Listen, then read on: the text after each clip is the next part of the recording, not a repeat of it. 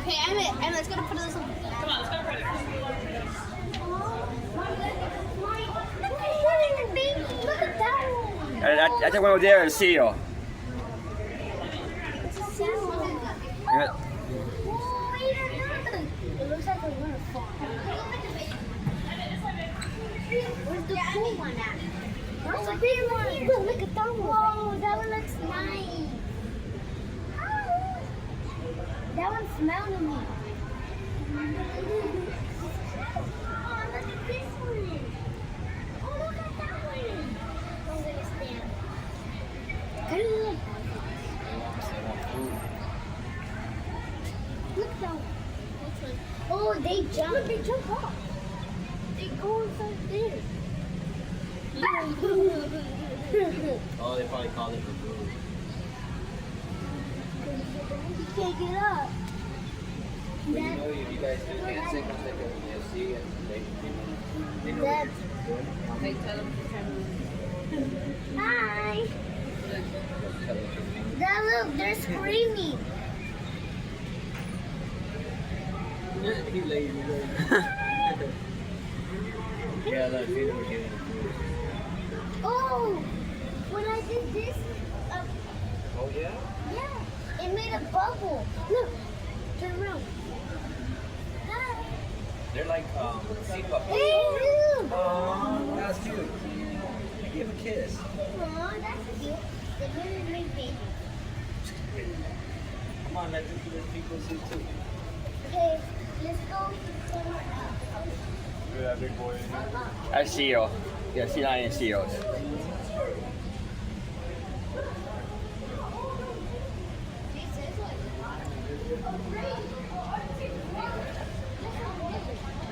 Just like they do at at the zoo. Where do we want to start? We want to go ocean and beach? We want to go ocean.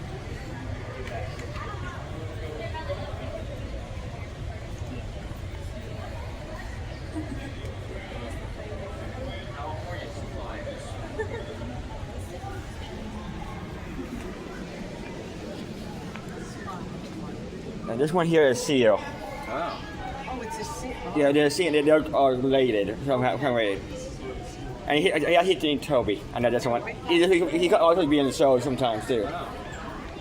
See him down there playing, Jack?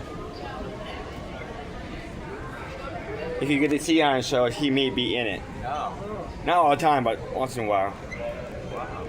Look at his little flippers on the end of his seal. His two little feet here. They're getting a bath.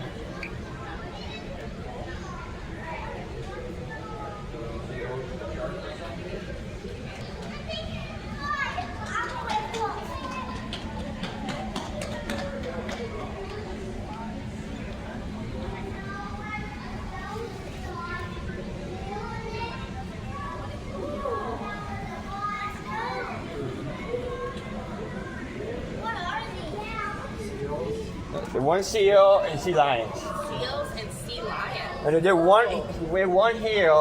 The other three, that's four total. Oh my Three, goodness. one right here, and the other three are in the cold water by the blue whales. So is that one, the spotted one, the sea lion? The sea lions are the other ones. This is seal. The big ones are seals. Oh, The sea lions mean. What's a sea lion? If you can see the sea lion show, Oh, yeah. sometimes he'd be part of the show. Oh. Wow, it's Oh, God. lots of red water.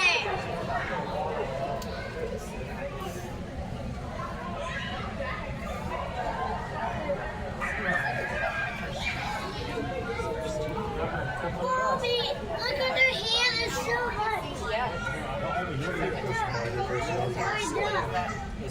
Bobby, duck. Bobby, look. Yeah. Tickets for the dolphin. Bobby, look. Duck. Flying duck. Oh, wow. Wow.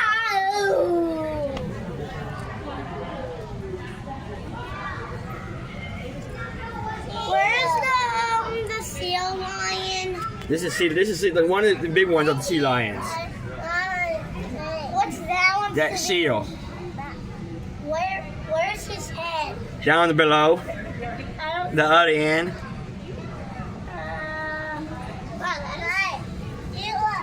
Yeah, seal. Hey, you guys want to go look at the huge tank with the whale sharks in it, Andy? Yeah. Well, let's go do that before everybody else gets done.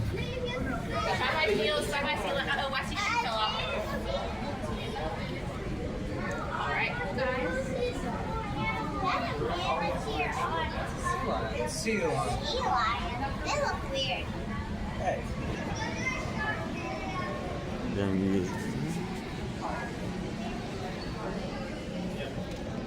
That's so cool.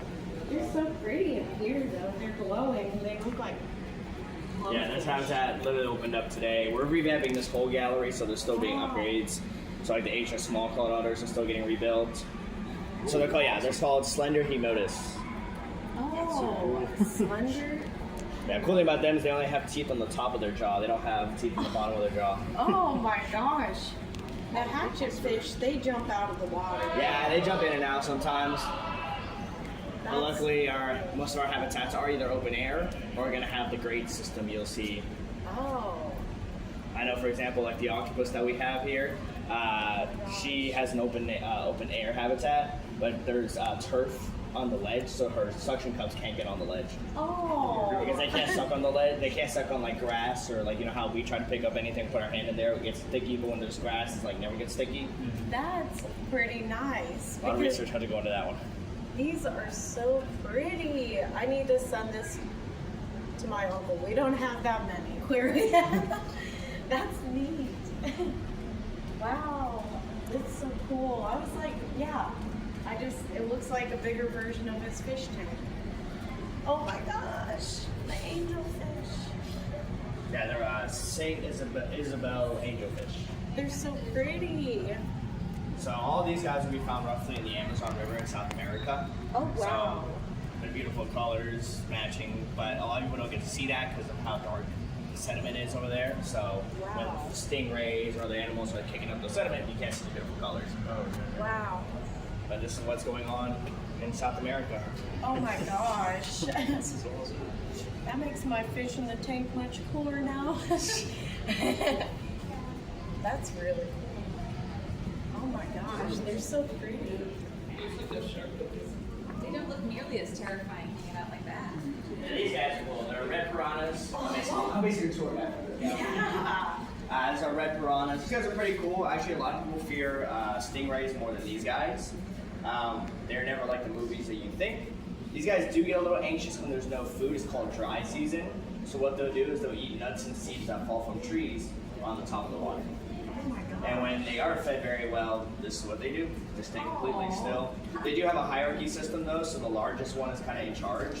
And once the largest one or the alpha takes a bite, then everybody else can eat it. Wow. Sometimes we'll dangle a piece of chicken in here. And then the alpha will come and bite it, and then everybody else goes at it. Wow. They look so chill. Look at it. I don't even see their. Yeah, they have the lip that covers their teeth. Pretty sure the alpha is not that guy. I think he's hiding from me today.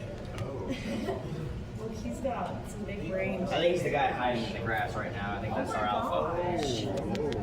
Wow. The pecking system. Literally. Wow. Yeah. Wow.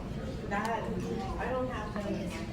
Yeah, this is South America. The next one is North America. So this habitat is all freshwater fish found in different parts of the world.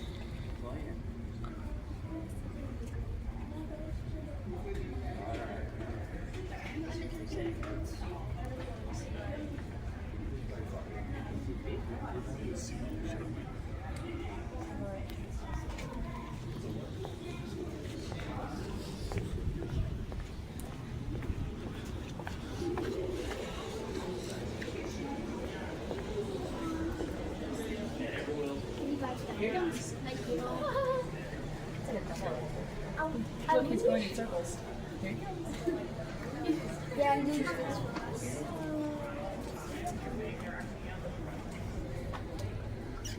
Okay, go. See, elastic rock.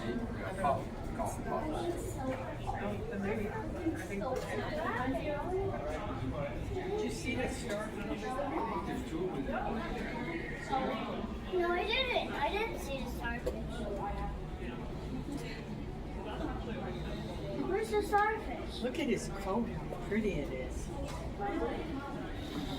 Starfish are in the next cage, honey.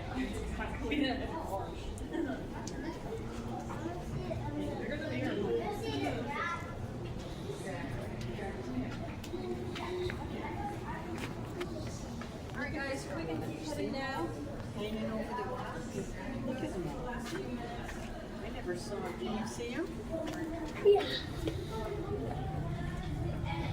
I never saw him like that.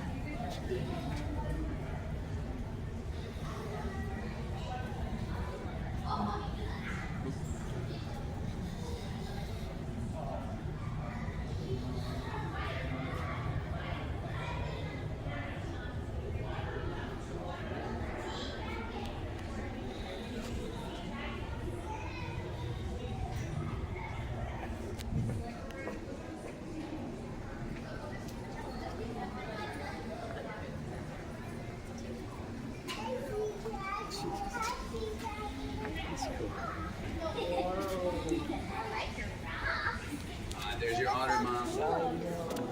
Why do you see an otter?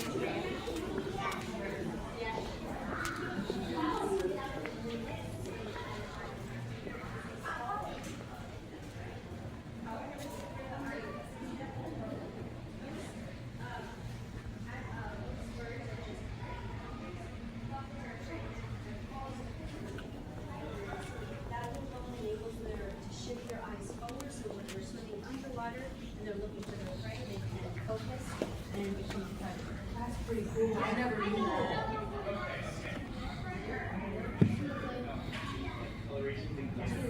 Yeah, they're definitely predators. They're not prey. They're not prey. They're predators. Like lions, cheetahs. Good. Then this. Yeah, but they don't eat. They're not part of their food. They're just fighting each other's territory. They're not So this is a egg. It looks like really very similar to a chicken, but it's a pumpkin egg. But they only lay one egg a year. Our chickens lay many, many eggs. And then this one is really cool. This is a common bird egg, which are those. Let's see, the one that's like flapping with his wings, the black feathers on the top. This seabird, the reason it's shaped like that, like a pear, is because it does not make a nest to hold the egg. It just lays an egg right on the rock or the cliff. So the reason it's shaped like that, so it doesn't just easily roll over off the cliff. And then it's all like, this is a real egg actually. It's all like, you see that little hole, that's where they drained it. But it's all those little like spots and splashes. That's to camouflage the egg, so it looks like nesting material. That's really cool, right? Yeah. They also That's X only. I'm going the other side. It's probably that one.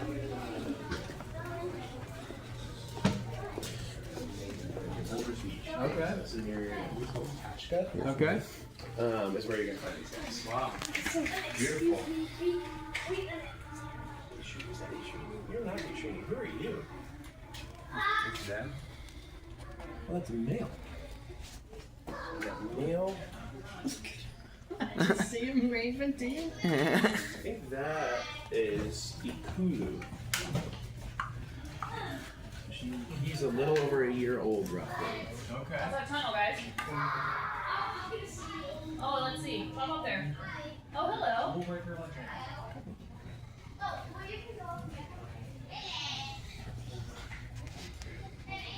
He's very happy too. That one. Yeah, he sure is. inside. Is he taking a bath? Nice. How was that tunnel? Pretty cool. Like, it wasn't Oh. Your knees hurt? Or wear pants? Tell me what? Give me slots. Yeah. Let's see this lead jacket.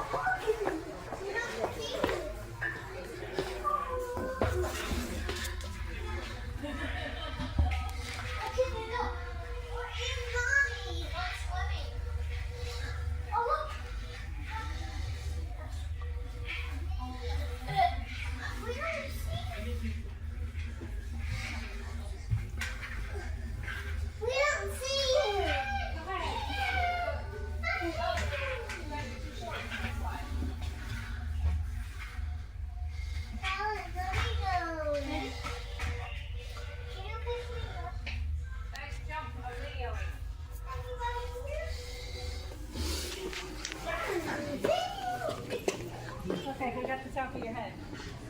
You guys are too short. You have to stand on each other.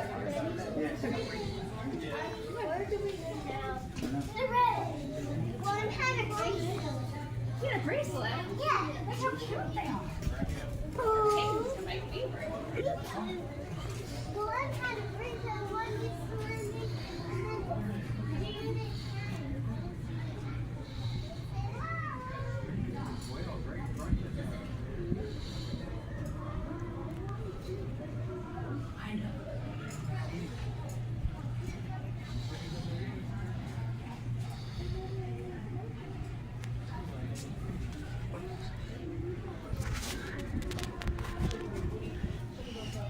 if you want, you go one more time before it gets busy. I'm going through there.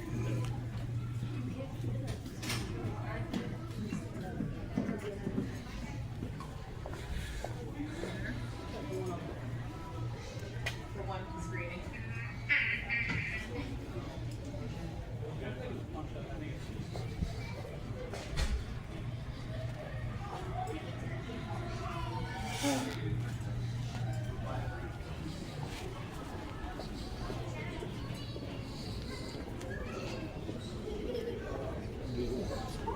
Did you see him? It's like you and Teddy in the pool. No, I don't. Like, how you get right there? Someone's in here taking a bath or something. Yeah, I think they are gonna clean them, see? Look at how big their cages are, honey. See, she's got it, holds it all out.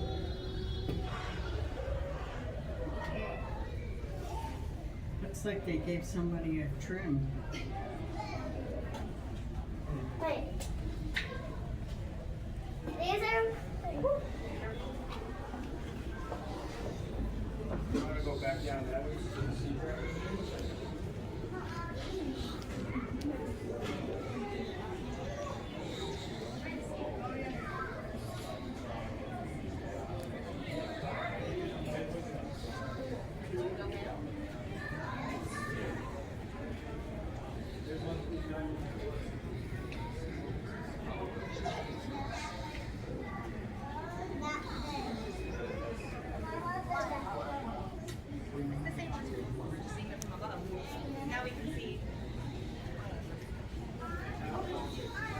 That's heel.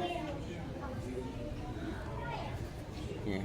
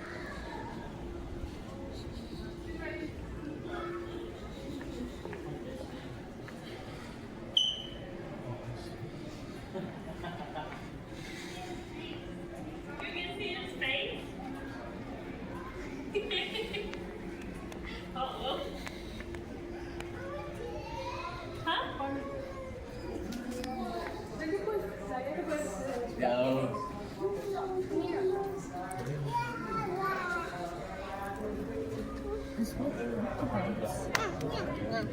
careful.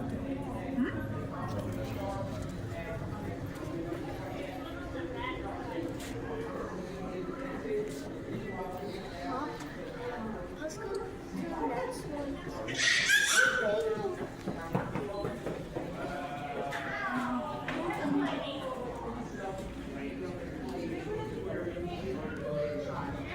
I also want to go ahead and point out that this is the largest indoor coral reef bowl in Northern America. Also, if you'll notice, it's pretty much always going to be bright here. That's because we have the largest indoor skylight as well.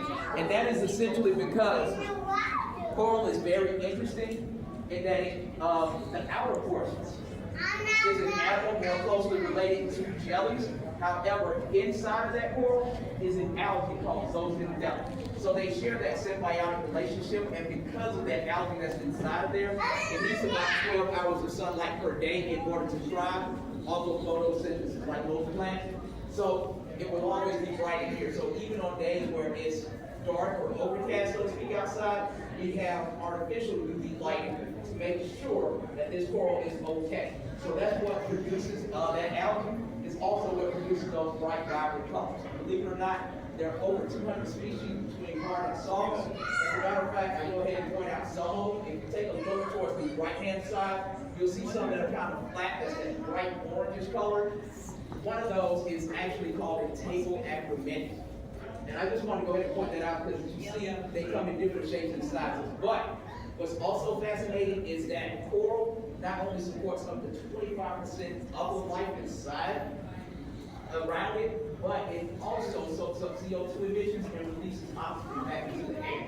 So some of you may have noticed, like in the movies, Finding Nemo, how Nemo, essentially his brothers and sisters, where they were inside of a plant, that was actually an enemy.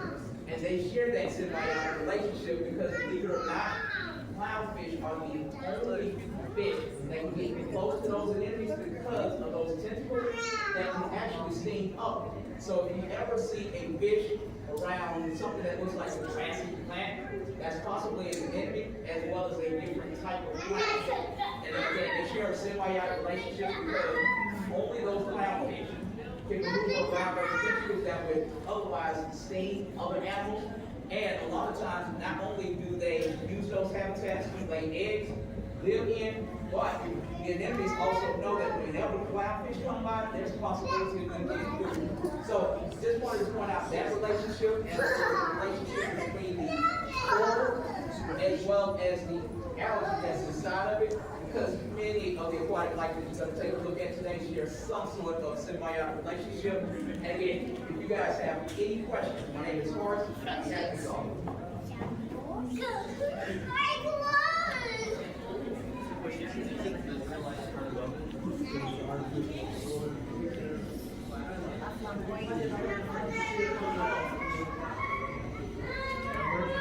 That's interesting looking.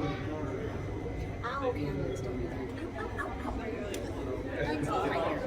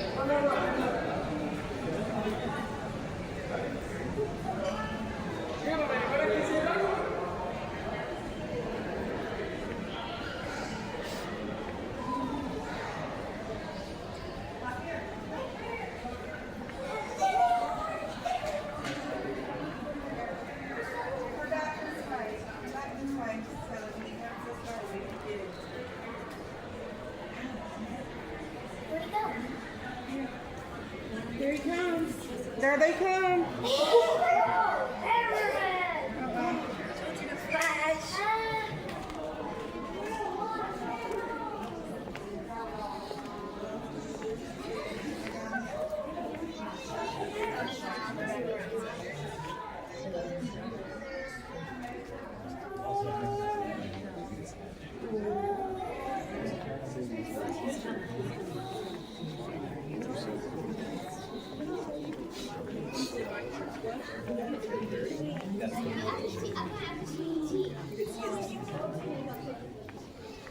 Oh my gosh, did you see it?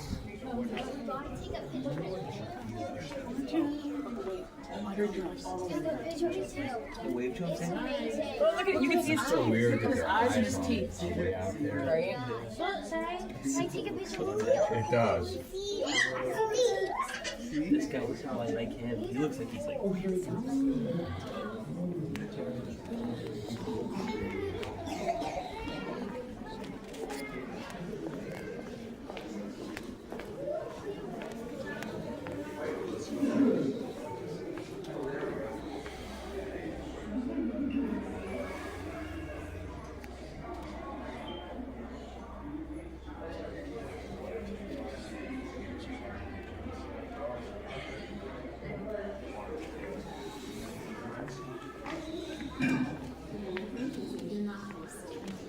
You're tough.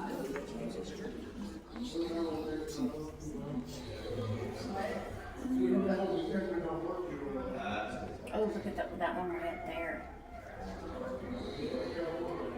I see. I see it. There's one below.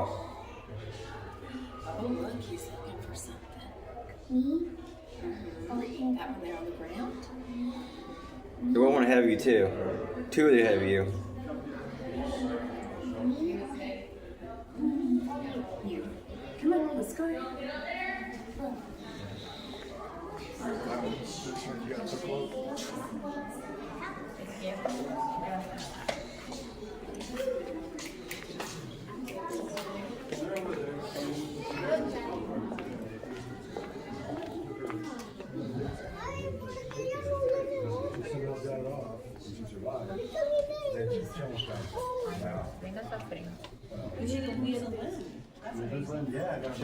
Right. How we go? Eso sí está grande como flores.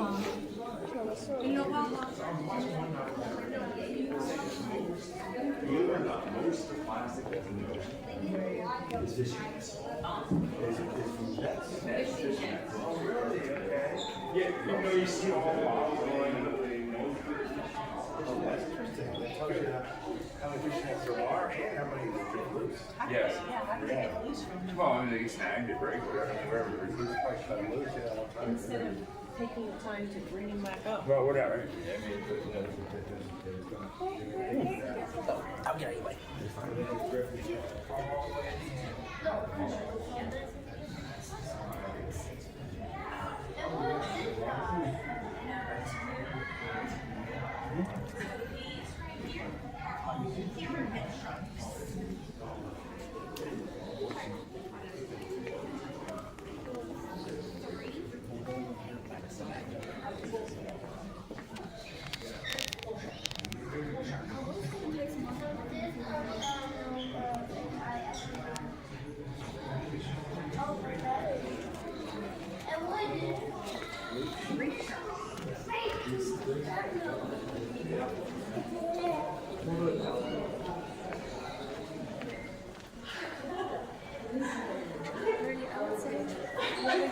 This has been very successful.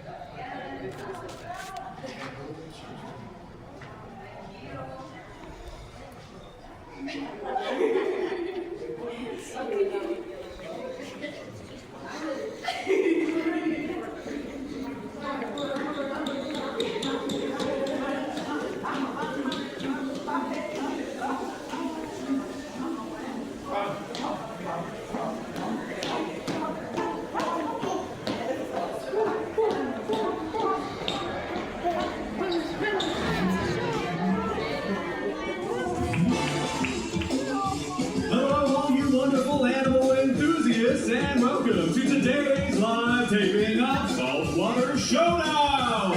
Sponsored by Truist and filmed exclusively here at Truist Sea Lion Studio.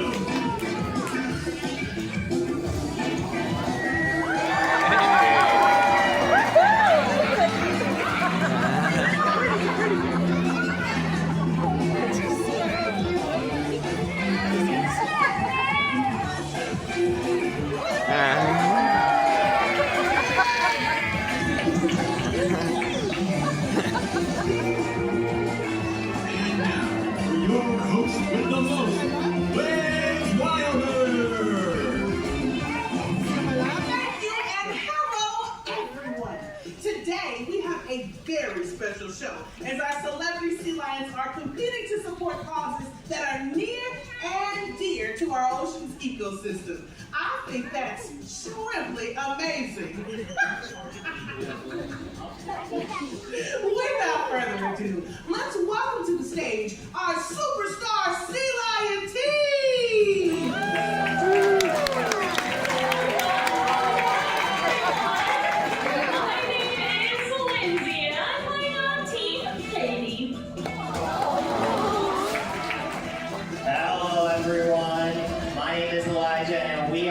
Team Scarlet. Good morning, everyone. My name is Georgia, and last but certainly not least, we have Team Peaches. And everybody, please, everyone, let's hear it out there for all of today's Sea Lion stars. What an impressive cast of characters. Let's take a moment to learn a little about our sea lion stars and why they're playing today. Alright, starting all the way to your far left-hand side, we have 12-year-old Peaches. She comes to us from the sunny state of Florida, and now she is the Swedish Georgia Peach, and she is sure to use that southern charm to win over your votes today. Today we are playing for coral reef restoration. Coral reefs are important because they provide home to many different marine organisms, but they also provide shoreline protection to millions of people worldwide. Next up, front and center here, we have Katie. Now she is the matriarch of our group. At 17 years old, so we're going to use all that wisdom here today to crush this competition. We are playing for ocean ecological research because the more we know about our world's oceans, the more we can do to protect and preserve them for generations to come. And all the way over on your right is Scarlet. She set herself apart from the competition by being the only sea lion to be born right here at Georgia Aquarium, which gives us the home field advantage. We are playing to support sustainable fishing practices so that there's enough fish to go around for all of Scarlet's aquatic friends. Now, I think I can speak for all of us when I say we are so excited to be competing here on Saltwater Showdown, as these animals serve as ambassadors for their species right here at Georgia Aquarium. As our sea lions make their way back to the stage, it's time for our first thrilling round to begin. Brain Blast! Question 1. How many hours does a sea lion sleep each day? Oh, I think me and Katie have this one. We're quite the night owls, so we're only getting like 4 hours of sleep. No, and sea lions are only a little bit more sleep than that. They're going to be sleeping more around 8 to 12 hours every day. That's right. If you've ever been out to the West Coast, you have probably seen sea lions in positions that look a lot like this. Yep, just resting and don't think that they are lazy animals because they do spend hours, if not days at a time, hunting for their food. So when they return to shore, they are definitely in need of a well-deserved rest. Question 2. These guests have a question that's been buzzing around in their brains for a while. What do sea lions eat, and how do they get their food? Ooh, that's an easy one for Team Scarlet, as food is definitely one of our favorite subjects. Sea lions eat fish, and they use their very sharp teeth to catch it all. Now they are also equipped with incredibly flexible necks that they can use to dart their heads in all different directions. But most impressively, a sea lion can take their nose and touch it all the way back to their spine. Question 3. What does the word pinniped mean? Peach is an expert at Latin, so she says it means fin or feather-footed. This is a family that consists of sea lions, seals, and also walruses. But seals and sea lions are often confused for being the same. So a couple helpful tips and tricks for you guys. If you notice an ear flap on the side of their head, that's a sea lion that you're looking at. Seals have internal ears, so there's just a tiny hole behind their eye. If you see them on land, they move very differently as well, and that's because a sea lion has a rotating hip bone. So they can tuck their hind flippers underneath their body, which is very useful if they're going forward, but it's also helpful if they ever go in reverse. Seals don't have the ability to move this way, and that's because they cannot tuck their hind flippers, so they have to use their stomach muscles to move around, and they look a little bit more like a worm.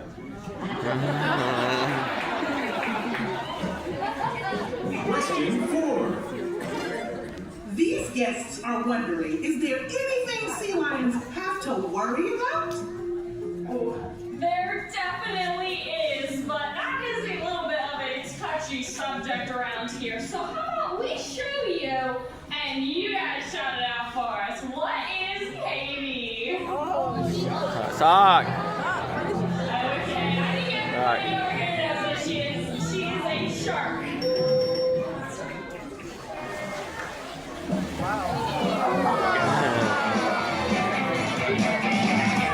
That was the final riveting question of brain, blast, blast. At the end of the first round, the current leader is Scarlet.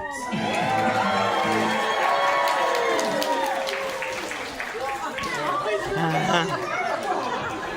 did not know the answer to any of those questions. Thank goodness for our fantastic pinnipeds.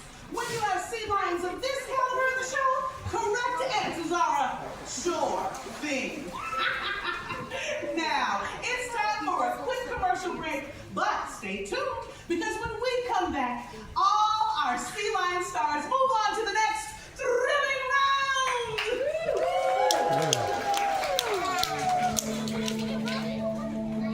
More and more sea lions are found stranded along California's coast, malnourished and dehydrated. Rising temperatures and an increase in the frequency of extreme weather events are changing the world sea lions live in faster than they can adapt. While climate change continues to disrupt the delicate balance of our world's oceans, there are ways you can make a positive impact. Try taking reusable bags to the grocery store and drinking from a refillable water bottle. Every small action can make a difference.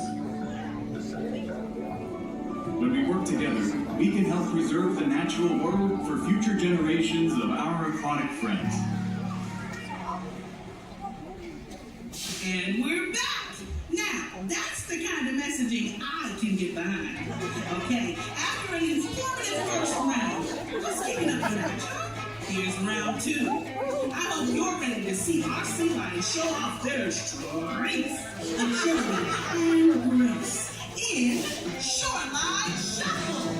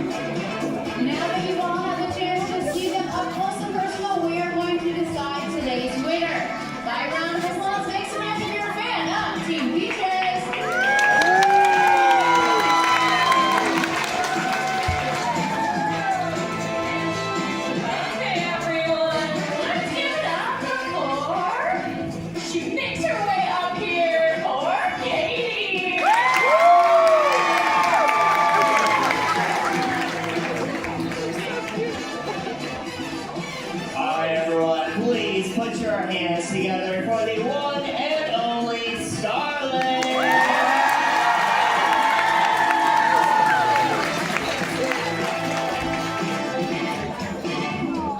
What a tremendous display! And now, after careful consideration and rigorous tailoring of our brain blast and shoreline shuffle segments, our adjudicators have come to a conclusion. Your winner today is Scarlet!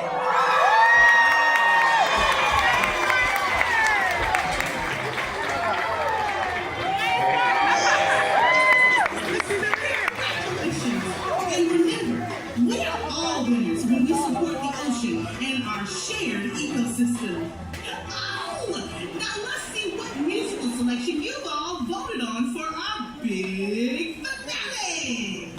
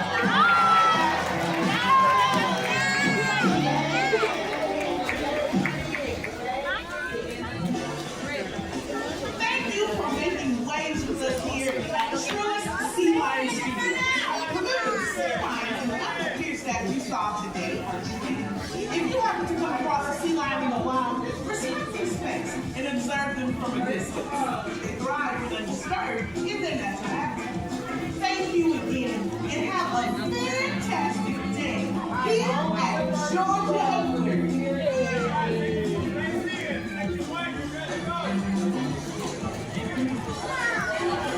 Sweden, presented by Margaritaville Vacation Club by Wyndham.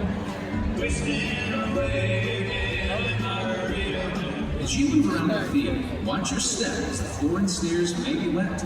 As the presentation begins, please refrain from walking along the front aisle. Any movement near the acrylic windows could distract the audience and affect the presentation. Same goes for flash photography. Let's give them the undivided attention they deserve. Now, if you need to make a quick getaway, head towards the stairs. Seek out one of our friendly ushers at the top aisle of the theater. They'll be ready to assist you and make sure everything's A-OK. And finally, as the presentation comes to an end, we kindly ask that you remain seated until our ushers give you the signal to rise and go with the flow, as each section makes their way out of the theater.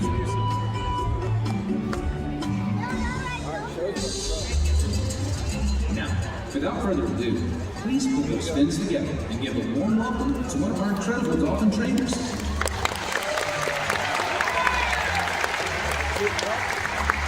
Good morning, everybody. How are you feeling today? That is excellent to hear.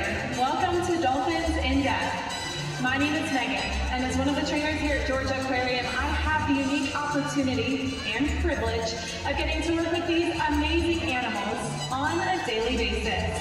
Being a dolphin trainer is truly a dream come true. And today we are so excited to give you a behind-the-scenes look at how we care for and train our family of bottlenose dolphins each and every single day. And now, the moment you all have been waiting for. It's time to introduce you to a few of our bottlenose dolphins. First up, the matriarch of our dolphin pod is making her way over front and center. Everyone say hello to Phoebe.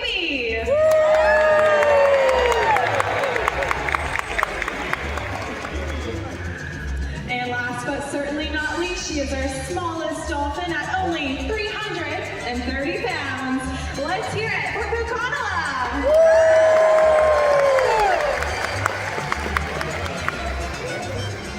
And now that you have been properly introduced to these two ladies, we're going to be making our way over towards your side of the habitat for an up-close and personal look. All of the animals you will see throughout this presentation today are known as common bottlenose dolphins. They get their name from the distinctive bottleneck shape to their nose and head. But did you know, despite their name, bottlenose dolphins don't actually have a nose, or even a sense of smell at all. This area of the dolphin's body is called the rostrum. At birth, this rostrum has several hair-like whiskers that aid in the nursing process. These hairs, which eventually fall out, are just one of the 5 characteristics that classify a dolphin as a mammal, just like you and me. All mammals give live birth and nurse their young. Mammals are also considered warm-blooded, and dolphins maintain an average body temperature of around 97.9 degrees Fahrenheit, very similar to that of our own. Now, the 5th and final characteristic that classifies a dolphin as a mammal is the fact that they breathe air. But we just learned that dolphins don't have a nose, so instead they breathe through that blowhole, which is located right there on top of their head. Now, this blowhole is where they breathe from, but it's also where they produce all of their vocalizations. And when they make those, they can sound a little something like this.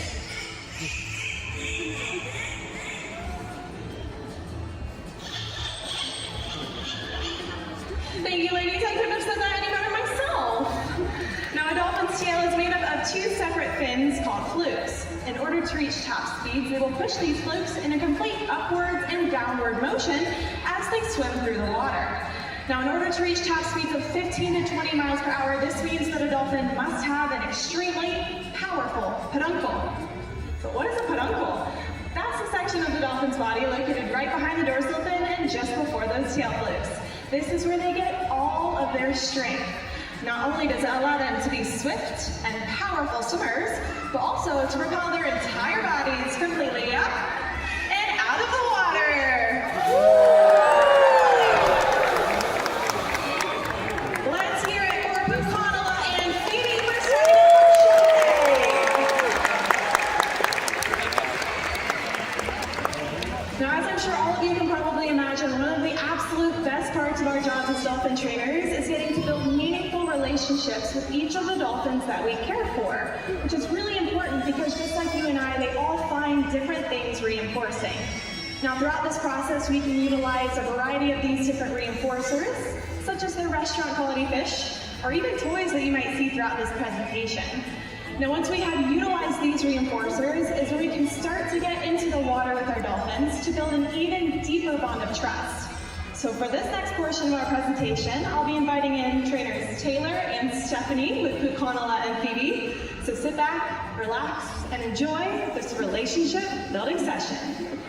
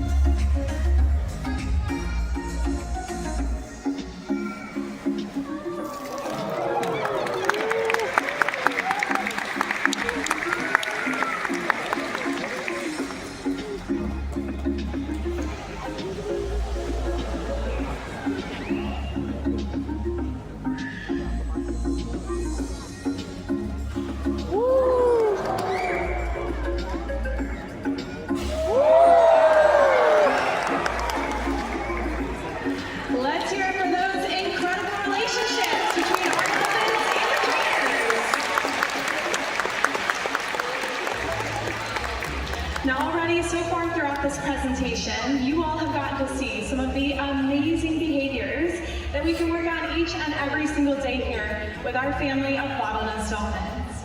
But one of the most common questions we get as dolphin trainers is how do you train all of those different behaviors? Well, in just a moment, you all are going to get an inside look into one of our training sessions that we can have any given day here at Georgia Aquarium. Now, the natural training process for dolphins actually begins at birth, when young dolphin calves learn from their mothers through a process called mimicry or observational learning. Now, here at Georgia Aquarium, we implement a positive reinforcement training process utilizing something known as successive approximations. Now, this is a really fancy phrase for baby steps. So in this way, we can take a really complex behavior and break it down into small, achievable steps for all of our dolphins to work on throughout these training sessions. Now, also throughout this training process, we utilize a lot of really important tools. The first of which that I'm going to talk about today is something called a bridge. Now, the whistle around our neck serves as an excellent example of that bridge. And that means we are pinpointing the exact moment in the behavior that our dolphins are correct. So at any point throughout this training session that you hear that whistle being blown, you know exactly what that means. It means our animals were correct in whichever behavior it was that we asked for, and they can come back to their trainer for some different types of reinforcement. Now, also throughout this training process, we utilize another really important tool, and that is something called a target pull. Now, trainer Stephanie has an excellent example of one of these target pulls at the acrylic for you all to see right now. Now, it is simply what it looks like, a buoy on the end of a PVC pipe. Now, what might look simple, it's actually extremely important because this is one of the most fundamental behaviors we will teach our dolphins, which is how to target or touch that mouth or rostrum area of their body to the end of that buoy. Once they understand this, we can start to move it around to train simple behaviors. So if we wanted to start with something as simple as a head shake yes, all Stephanie has to do is move that target pole up and down.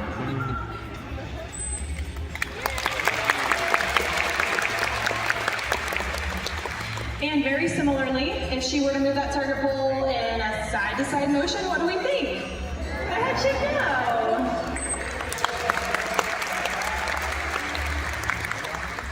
And this is when we can start to take it even one step further. By rotating that target pole in a complete circle, we can train a hula dance. Let's hear it for Stephanie and Salvador for showing us those target pole fundamentals.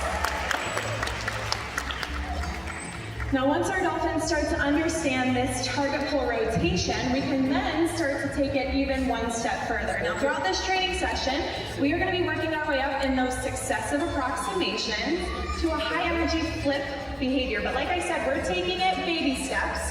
So we're actually going to ask one of our dolphins, Roxy, to emit her tumble behavior. Now, you're going to see she's actually going to be guided 360 degrees at the surface of the water at different points in the pool. Now, this can be trained by using that smaller target pole or even our hands to guide Roxy through this 360 degree rotation.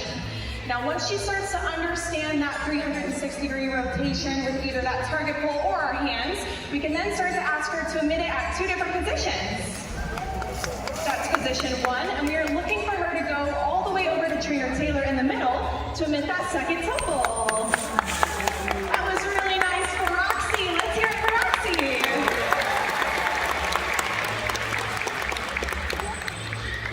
Now, we are going to do this one more time. What we are looking for is for Roxy, once she gets that hand signal from her trainer on the right-hand side, she is asked to emit this tumble behavior at two different positions along the acrylic. Now, we're actually going to go ahead and move forward with one of our other dolphins for Mediana. She's a little bit further along in this training process. So we are looking for that same exact tumble behavior. However, she's being sent from a different area of the pool, and we should see her emit that right where Stephanie is standing. Woo!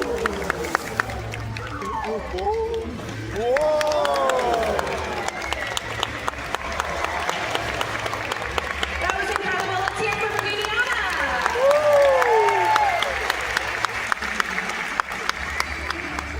Now, you'll notice that she was actually asked to emit with that tumble behavior at different positions along the pool. Now what we can do with this tumble behavior that you all just saw is we can actually start to use an even larger version of that same target pole that you already saw to guide our dolphins up and out of the water. So you're going to notice that Stephanie has a very large version of that same exact target pole.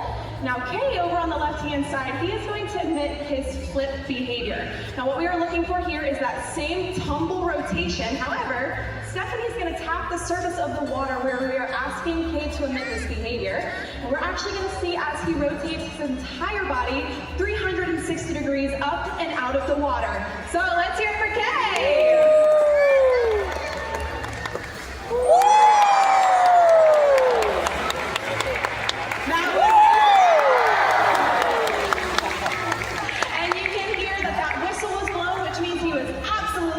And you see he's got some reinforcement from his trainer over there.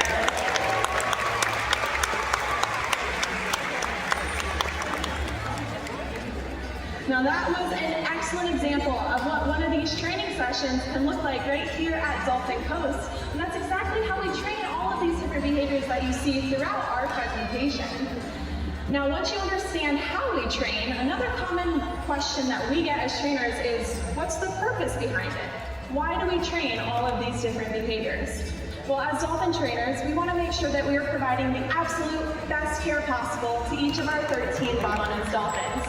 So in order to do this, we want to make sure that they're staying completely mentally and physically stimulated.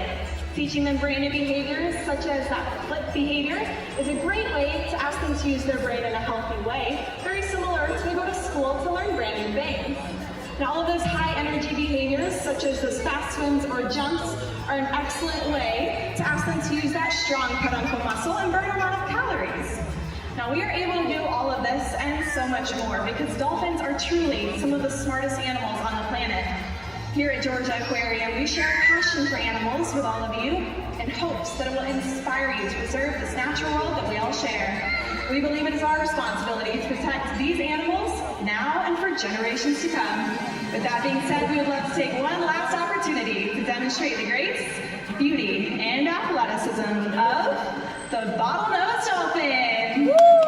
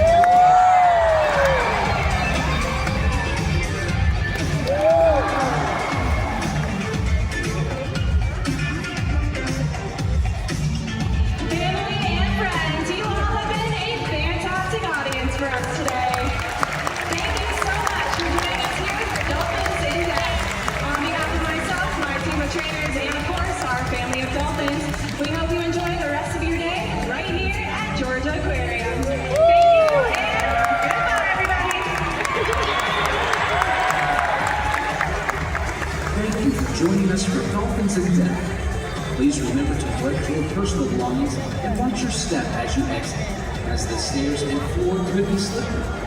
For the health and safety of our animals, please do not reach over the acrylic barrier. Thank you, and enjoy the rest of your day here at Georgia Aquarium.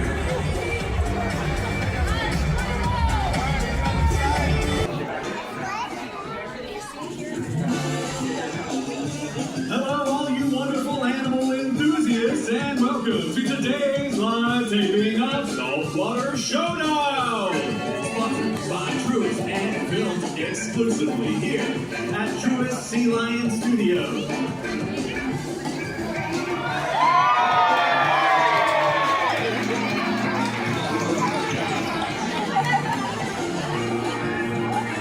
And now, for your host with the most,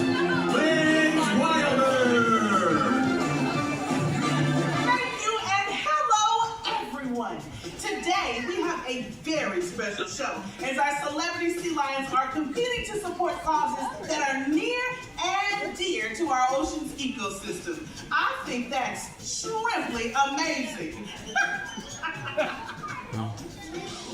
Without further ado, let's welcome to the stage our superstar sea lion team!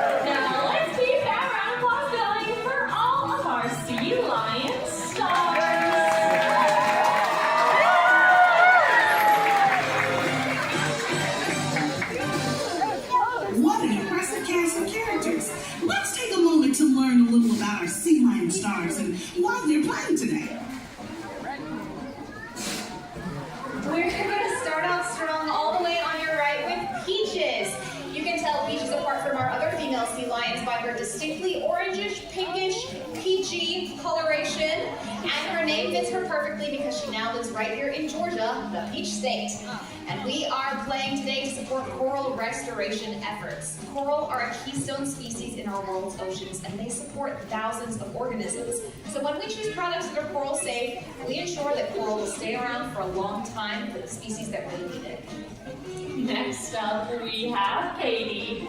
Now, she is the matriarch of our group at 17 years old. So we're definitely going to take all that wisdom here today and put it to the test. We are playing for ocean ecological research because the more we know about our world's oceans, the more we can do to protect and preserve them. Last but certainly not least, in the center, in the winner's circle where she belongs, we have 7-year-old Scarlett. She is today's youngest competitor, and she is playing with a home field advantage because she's the first and only sea lion that's ever been born here at the aquarium. Today, Team Scarlett is playing for sustainable fishing practices. If we practice sustainable fishing methods in our oceans, there will be plenty of food to go around for all of her human and ocean friends. Now, I know I can speak for all the contestants today that we are excited to compete in Saltwater Showdown as these girls serve as ambassadors for their species right here at Georgia Aquarium. As our sea lions make their way back to the stage, it's time for our first thrilling round to begin. Brain Blast!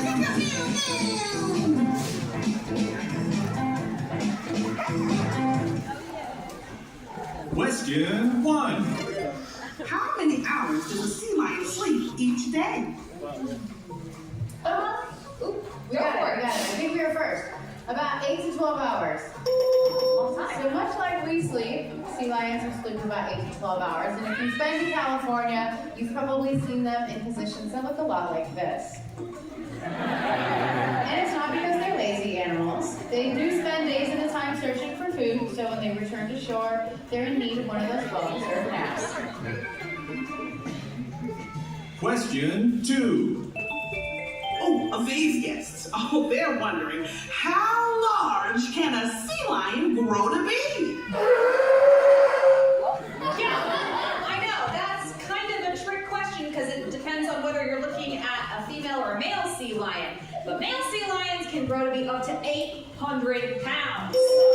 They are quite large. Female sea lions, like the ones you see on stage, they're a little bit smaller. They'll usually top out at around 200 to 250 pounds. But regardless of how big or small a sea lion is, all sea lions have mouths full of super sharp teeth that helps them grasp and hold on tight to the fish that helps them pack on those pounds. And they pair their teeth with long and flexible necks. They can move their heads from side to side. But even cooler than that, they can take their nose and touch it all the way back to their spine. Question 3. What is the top speed, pew, of a sea lion? A hard one. I mean, looking at these flippers, I don't know, maybe like 10? I think it's a little bit faster than that, Team Katie. We actually know the answer to this one too. It's about 25 miles an hour. Which, fun fact, actually makes them the fastest marine mammals at Georgia Aquarium. So, pretty impressive if I do say so myself, ladies. Now, sea lions are marine mammals, so when they're swimming at those top speeds, they do need to come up to breathe air. And they do this in a behavior called porpoising. Now, you may be able to see Peach breathing as she goes in and out of the water.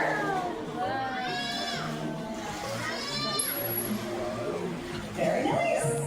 Question 4.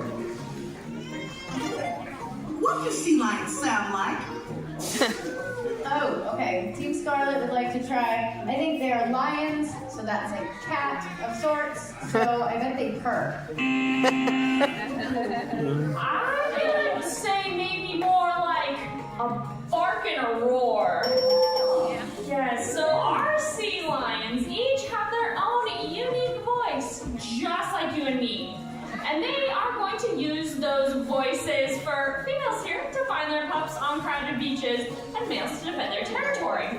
How about we take a peek at each of the girls' unique voices? Let's start with Peaches. Oh, yeah.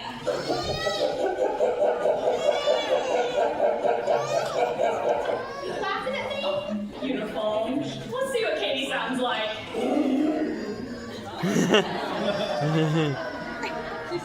Very nice, very nice. Let's round out the bunch with Scarlet.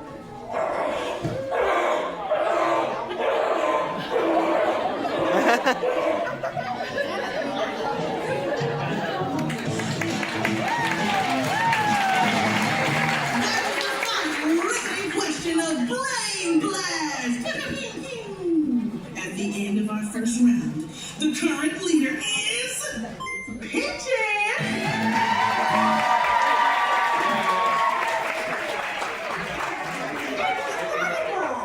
I did not know the answer to any of those questions. Thank goodness for our fantastic pinnipeds.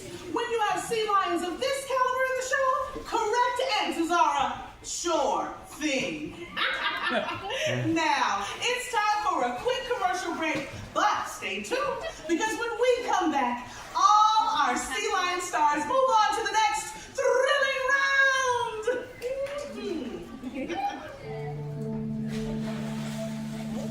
More and more, sea lions are found stranded along California's coast, malnourished and dehydrated. Rising temperatures and an increase in the frequency of extreme weather events are changing the world sea lions live in faster than they can adapt. While climate change continues to disrupt the delicate balance of our world's oceans, there are ways you can make a positive impact. Try taking reusable bags to the grocery store and drinking from a refillable water bottle. Every small action can make a difference. When we work together, we can help preserve the natural world for future generations of our aquatic friends. And we're back! Now that's the kind of messaging I can get behind. Okay, after an informative first round, let's kick it up a notch for round 2, huh?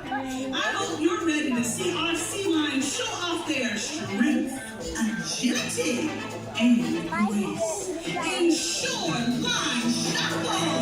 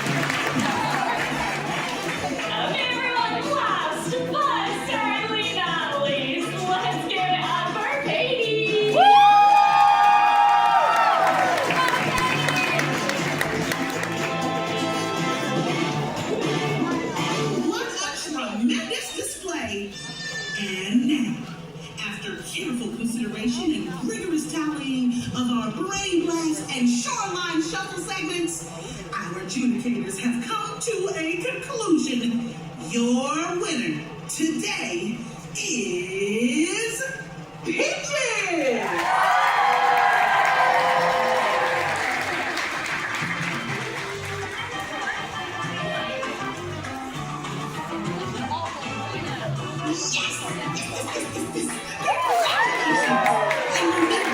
We are all winners when we support the ocean and our shared ecosystem. Oh, now let's see what musical selection you've all voted on for our big finale.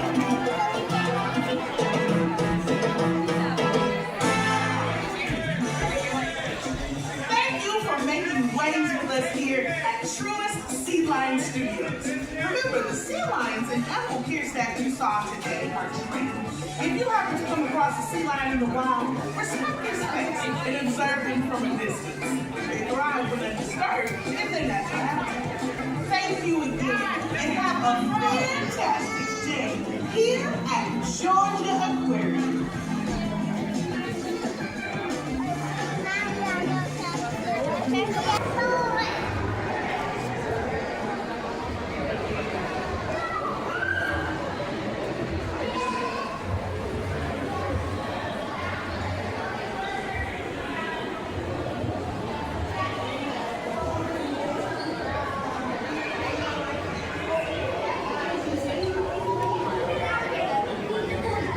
That's it.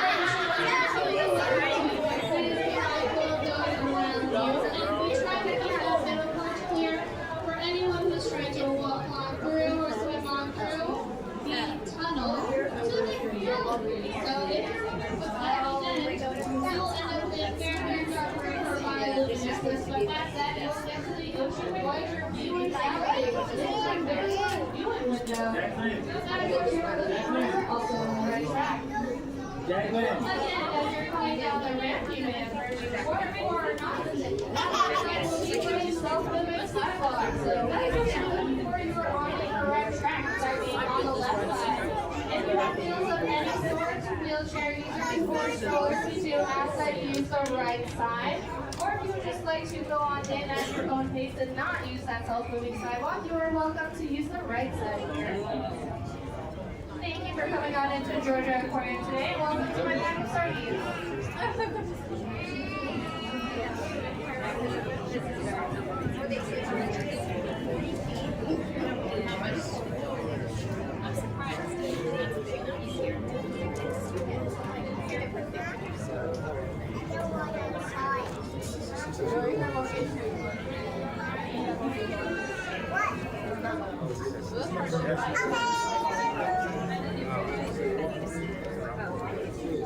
I'm starting to feel like that coffee would have been a good idea. Like now I'm ready. If you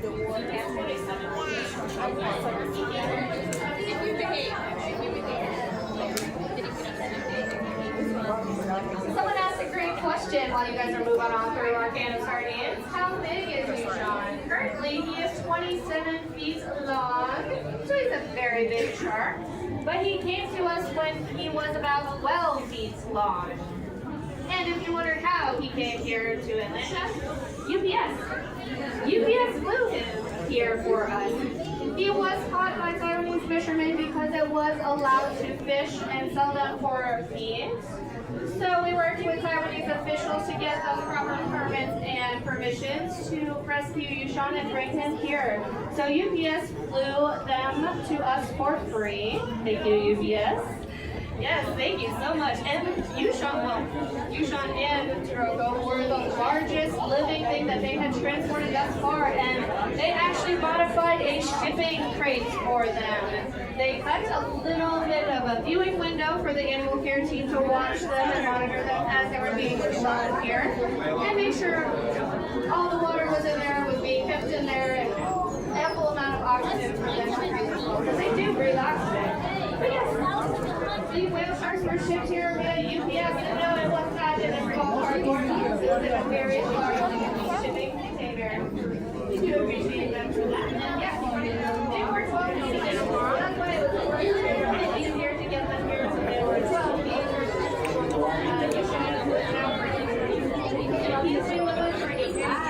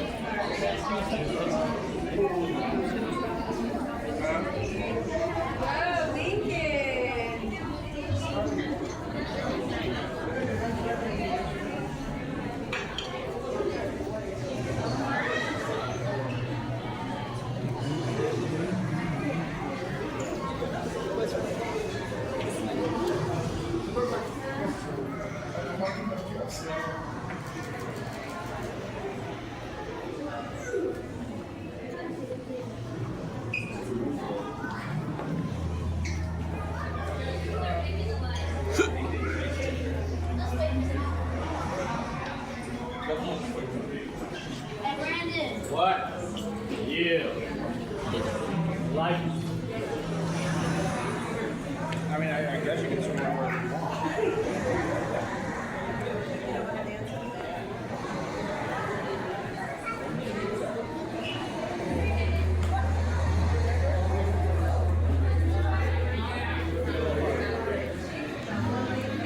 We're talking about going back to that reef.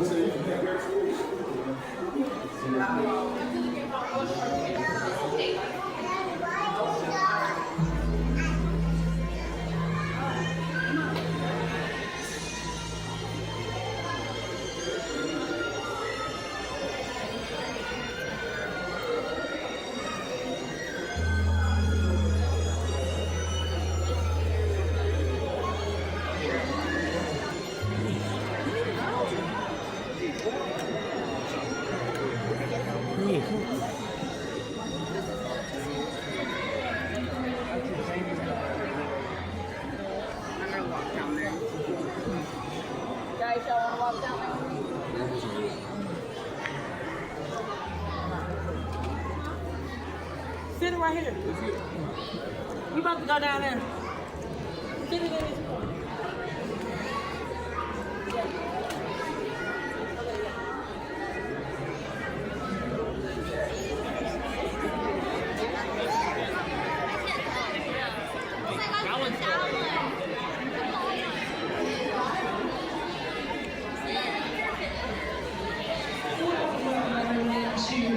Voyager, the habitat you're currently working at is the large Georgia Aquarium, weighing at 6.3 billion gallons of water and roughly the length of an American football field.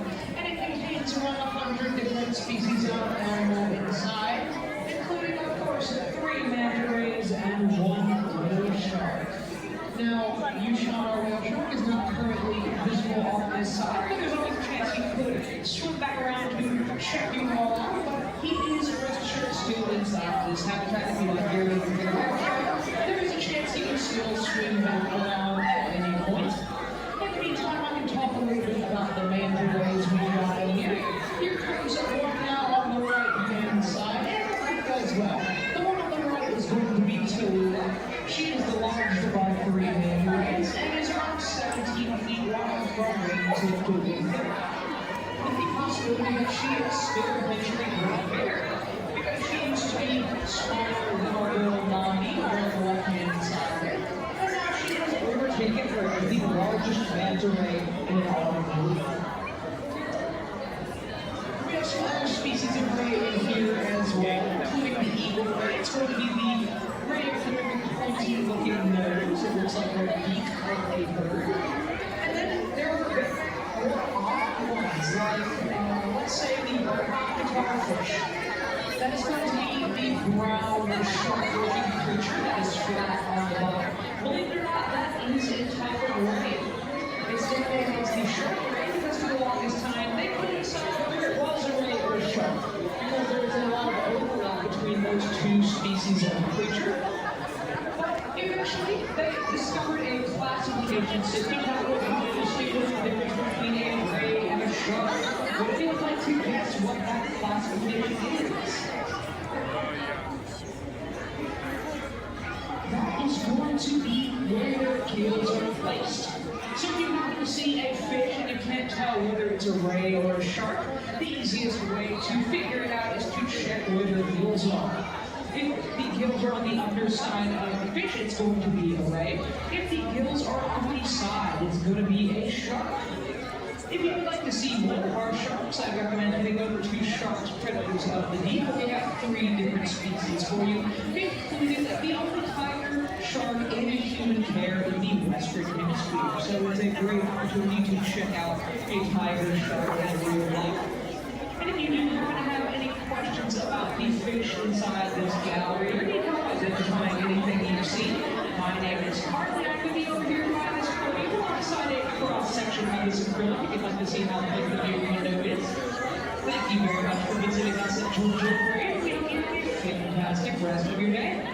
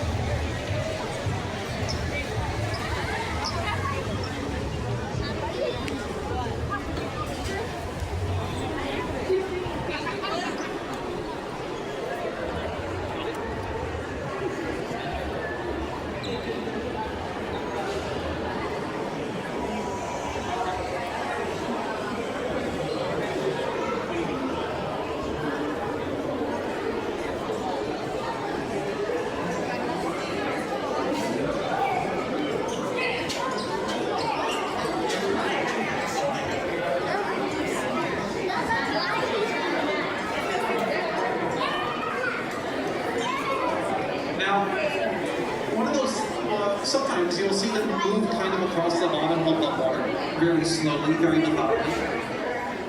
They have those whiskers at the bottom of their chin. Those are called barbels.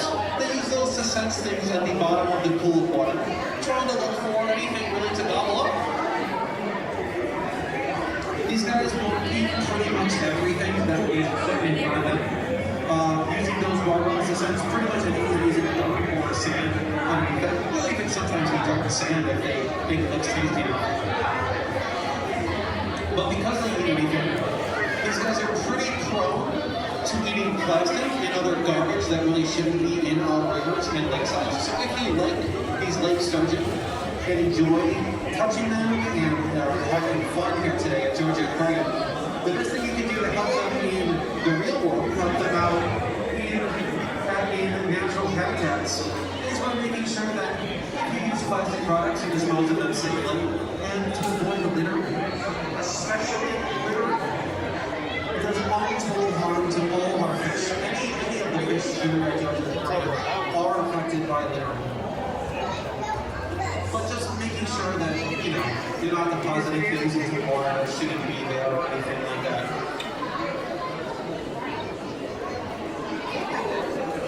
Once more, welcome everyone to our Lake Sturgeon Touch Bowl. This is a voluntary touch bowl for our lake sturgeons, which means that they are able to choose whether or not to be touched. These guys have been here for quite a while. They know that if they come up near the surface, near the ledge, they will be touched. These guys are smarter than they look. They can actually see you up by the ledge. If they want to be touched, they will swing that around and be touched. If they are in range to be touched, I recommend a 2-finger touch just across their back away from the detail. Just want to be as nice as possible to them. They feel firm, they feel hard, but these guys have feelings. You want to be as nice as possible to them. Lastly, this pool of water is a bit deeper than you think it is. Just make sure that you're very careful with reaching your hand in there. You don't want to be sticking more than your elbows length in there, and that's pretty hard. So just be very, very careful.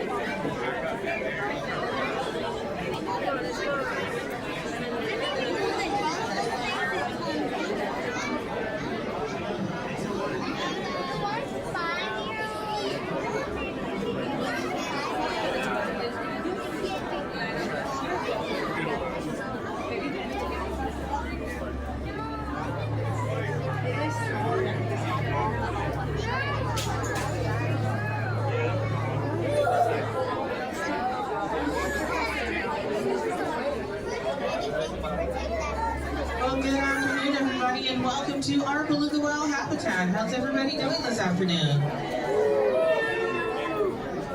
All right, let's try that again. Good afternoon, everybody. How's everyone doing today? Amazing. Well, my name is Hannah. I'm over here on the rocks if you're looking for me. I'm here to do our 115 Beluga Talk, so if you want to learn more about these animals, feel free to stick around. I'm usually talking for about 10 minutes here because I really like belugas, so if you want to stick around the whole time, feel free to do so, and I will do a Q&A session at the end to address any questions you guys have. Sounds good? Awesome. So welcome again to our beluga whale habitat. This exhibit holds a total of 800,000 gallons of water and is our 4th largest exhibit in the building. Now, one thing about our habitats here at Georgia Aquarium, they are always a lot larger than it looks like because we like to have room for our animals to be seen by people and tons of room for them to go and have alone time. So there's actually 3 pools to this habitat. We only have viewing access into one of them.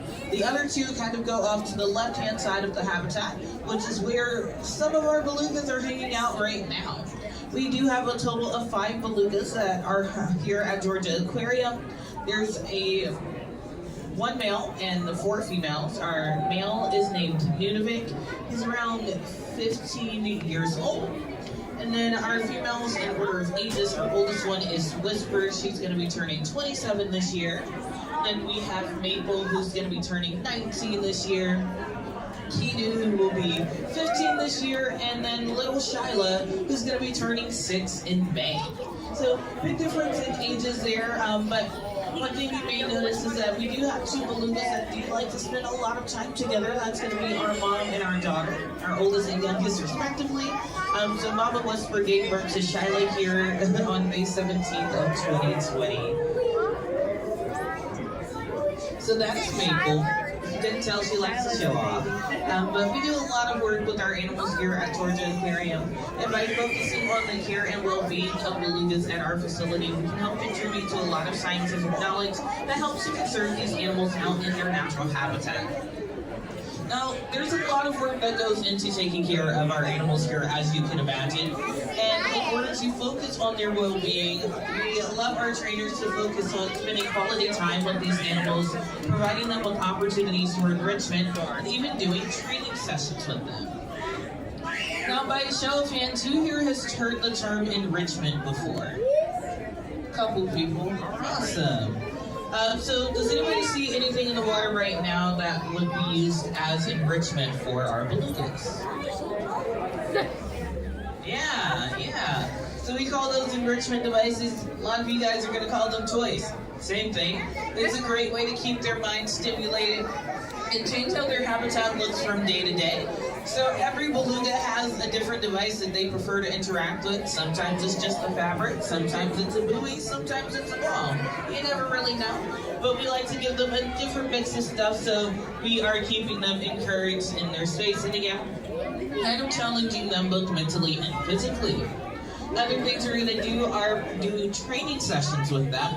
So this is the one-on-one time that our trainers are having with our animals to teach them different behaviors and make sure that they understand what all of those hand signals mean.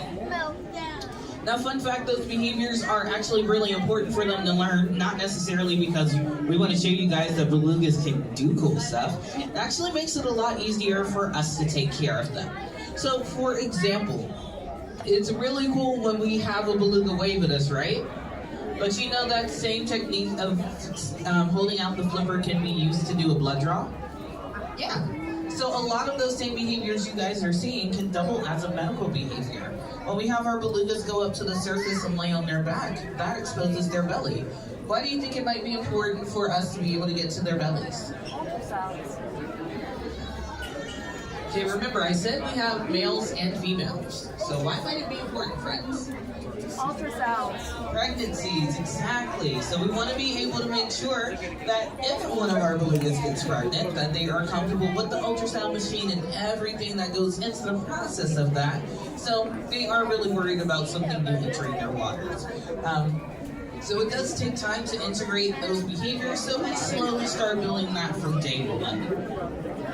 Other things we do during those training sessions, again, that's just spending quality time with these animals.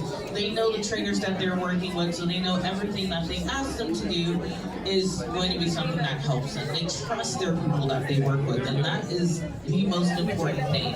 Any behavior that you see our belugas do is done voluntarily. We never ask our animals, or we're never going to force our animals to do something they don't want to do. So yes, even swimming upside down up close to the window is just them being done. But belugas are very fascinating animals, and unfortunately, they are some of the many endangered species that we're caring for in our institution. Now, having those established partnerships with our belugas and our researchers means that we can do a lot of scientific research out in their natural habitat and potentially help conserve them in the long run. Now, like I mentioned, belugas are facing a lot of challenges out there, most of it due to a lack of food availability. So what's starting to happen is that there's less food available up in those Arctic regions, or the migration patterns of these fish are changing. Now, this is a big problem because belugas are opportunistic. Anybody know what that means? Basically, they are the opposite of a picky eater. They will eat anything they can get their mouths on that's small enough for them to swallow whole. They don't really care too much, which is great for them. But when you have an animal that eats like that, basically anything that is starting not to be able to find food, now you know there's a bigger problem going on in our oceans. So what we want to do is figure out ways that we can help them. And the first step to that is research. We have been doing a metabolic study here at Georgia Aquarium since 2018 to better understand how much energy belugas are using in tasks like finding food or things like that. Now, when we're making comparisons between belugas here at our aquarium and belugas out in their natural habitat, those belugas out there in the wild have a much lower metabolic rate than they should. So that means they're wasting a lot more energy in search of food, so they're not as healthy as they should be. And that can lead to a lot of problems later on down the line. Now, the great thing is, with the evidence we're using with that research, now we have a lot more support for more laws to be made, right? So we can make better regulations to help conserve them in their natural habitat versus having to have them in an aquarium setting. Because the reason they're here is because they're serving as an ambassador for their species. So we want to make sure that they are able to live a nice, healthy life out in their natural environment. And you guys are helping us achieve some of those goals. A lot of that research and conservation we do, you guys are able to read about on our aquarium website. Also, just keep in mind that when you guys come and hang out with us, that helps to fund different research and conservation efforts we're involved in, as portions of your ticket goes directly towards funding that. So thank you guys so much for hanging out with me today and enjoying our belugas. At this time, if you do happen to have any questions regarding these animals, I'd love to answer them. So does anybody have a question for me about our belugas?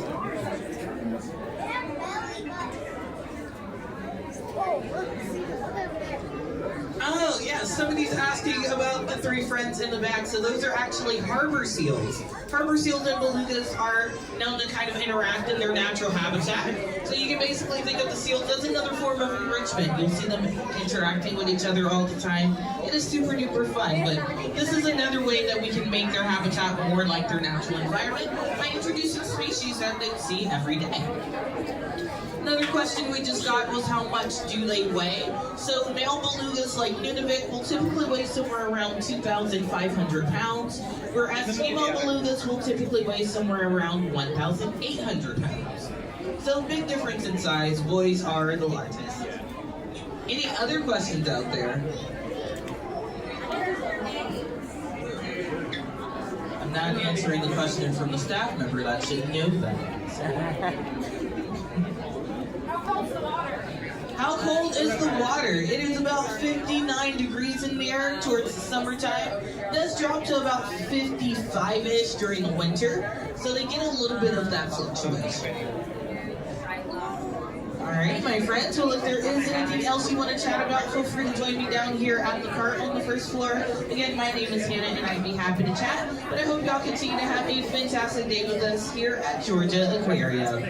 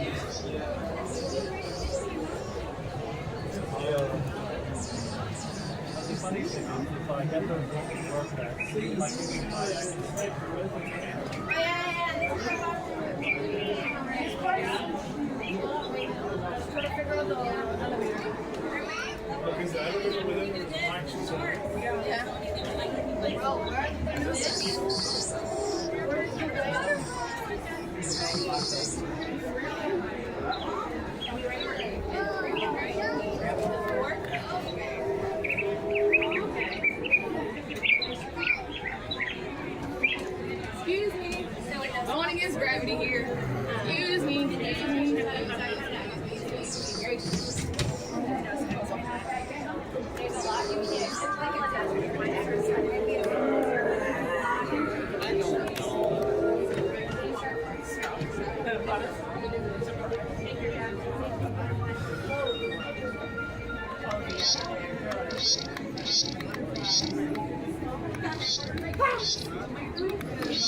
You said no,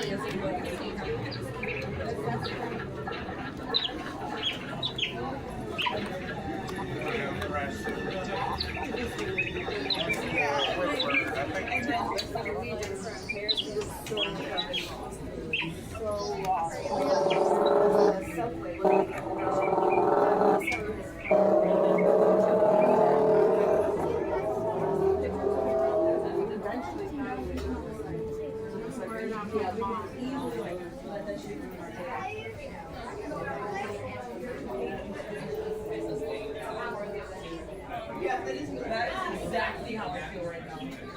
Well, I love the yoga.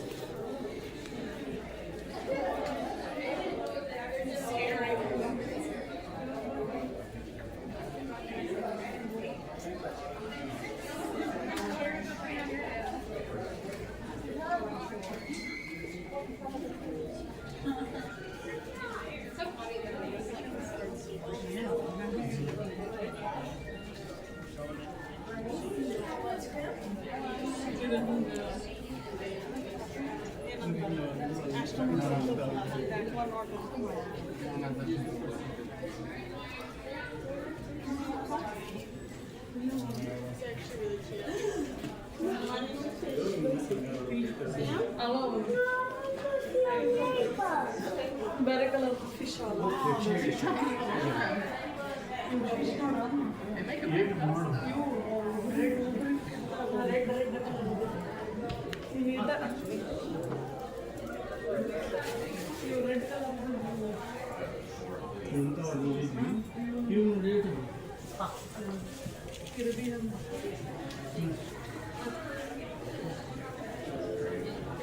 Cherry shrimp.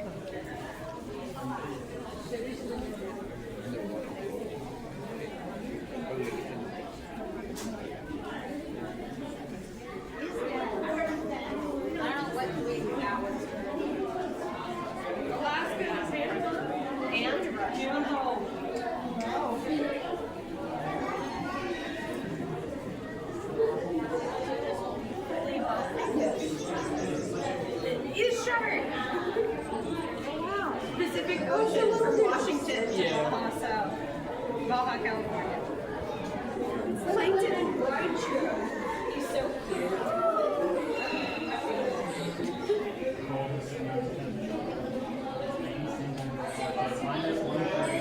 I looked this up recently and told all about it.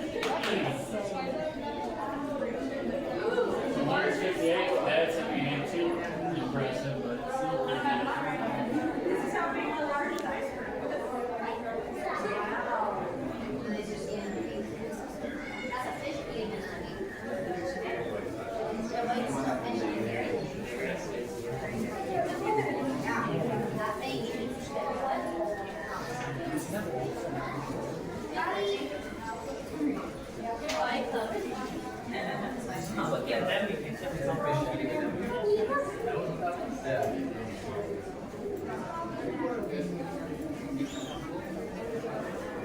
Are you imagining them going like this on you? No. It's something about it's getting close.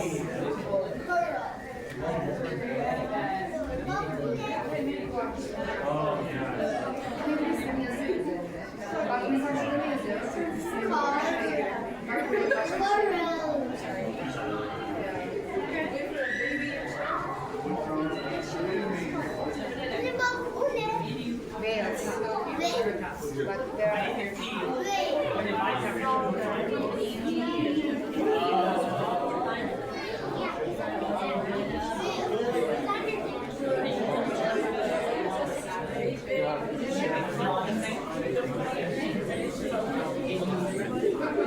It might be hard to find.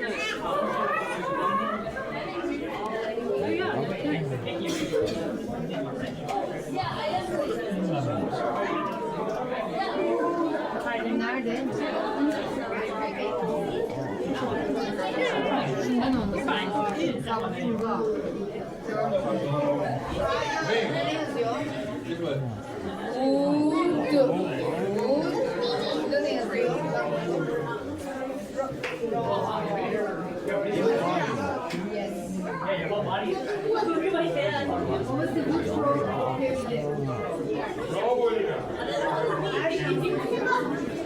The lake, yeah.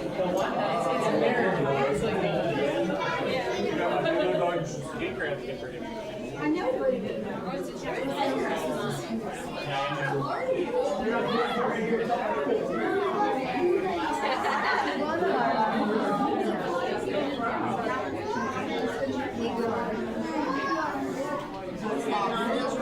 Common church law.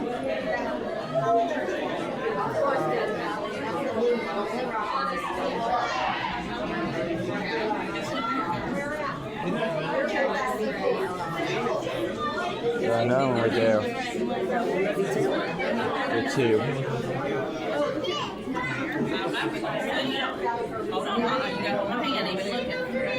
Oh, look, can you see him right there laying in the middle? Can you see him right there in the middle? There's another one up here. Can you see it? Can you see it?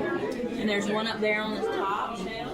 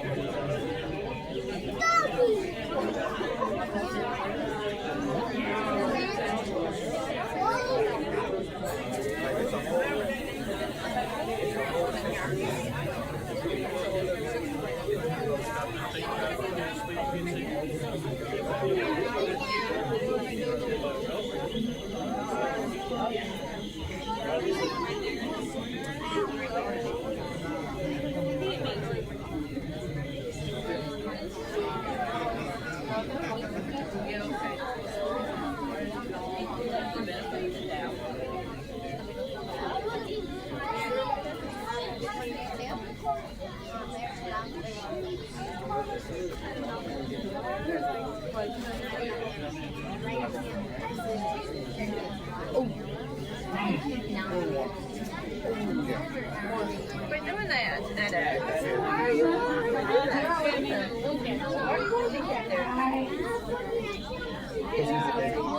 You know how big it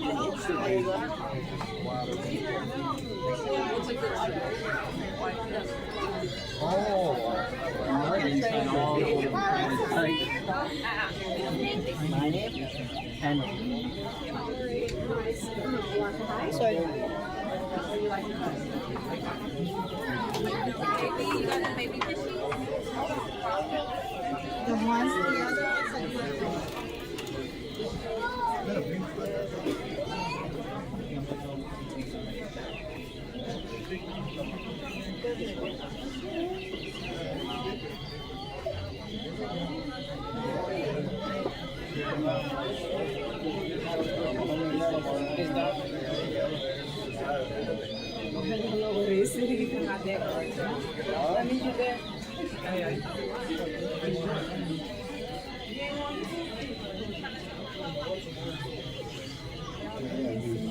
I just want to see what's going on.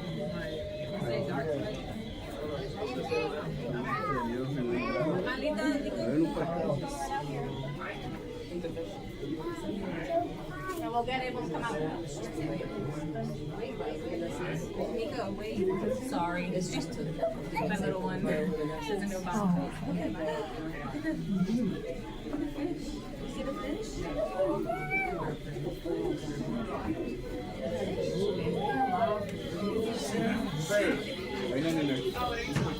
It's just 3 horas para un pescado. Oh,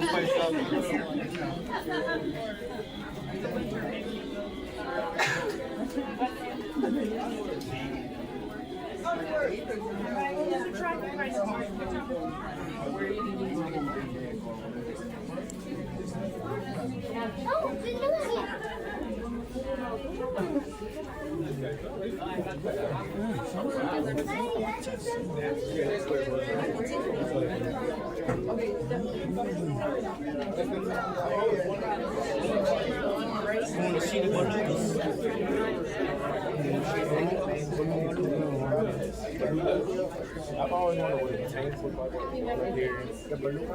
All you can see is the man on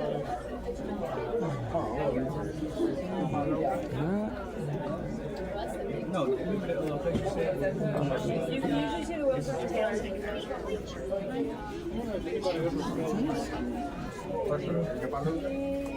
good. It's open now. That's cool. I know. Can't go back in there. It's going to close this time. That's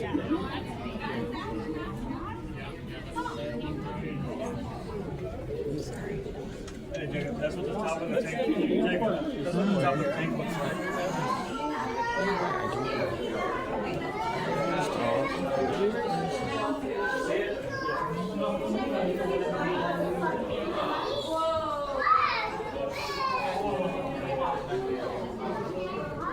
There you go. Oh, dude, check this out, Coco. No, she liked it.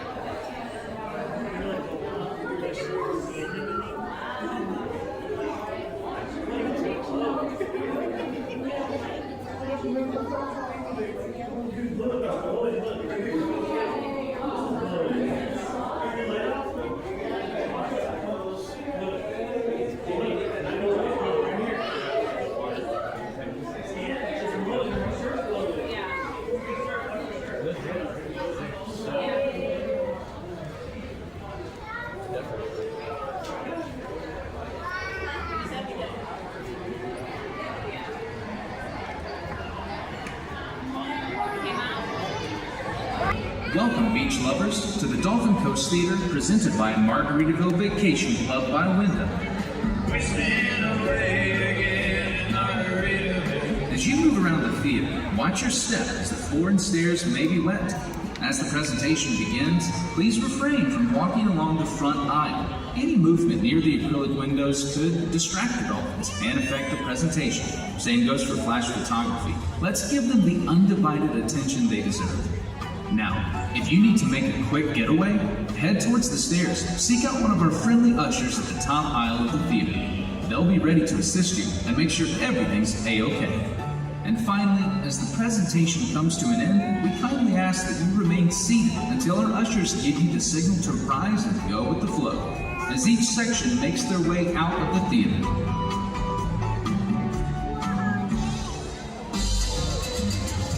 Now, without further ado, please put those fins together and give a warm welcome to one of our incredible dolphin trainers. Good afternoon, everyone. Welcome to Dolphins in Depth. My name is Rebecca, and as a trainer here at Georgia Aquarium, I have the unique opportunity to interact with these incredible animals on a daily basis. Being a dolphin trainer is truly a dream come true, and today we are so excited to share with you all a behind-the-scenes look at how we care for and train our dolphins each and every day. Now first, we would like to start off our presentation today by introducing you to the real stars of the show, our family of bottlenose dolphins. First up, they are going to be sliding out on the left-hand side of the habitat to show you just how cute they are. They are our sister dynamic duo. Everyone give it up for Luna and Bermudiana.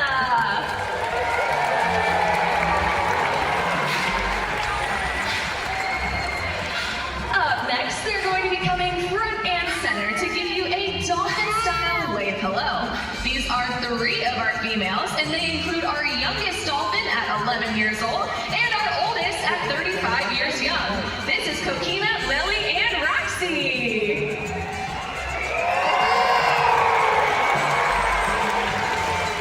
And last but certainly not least, they are our highest flying little rock stars.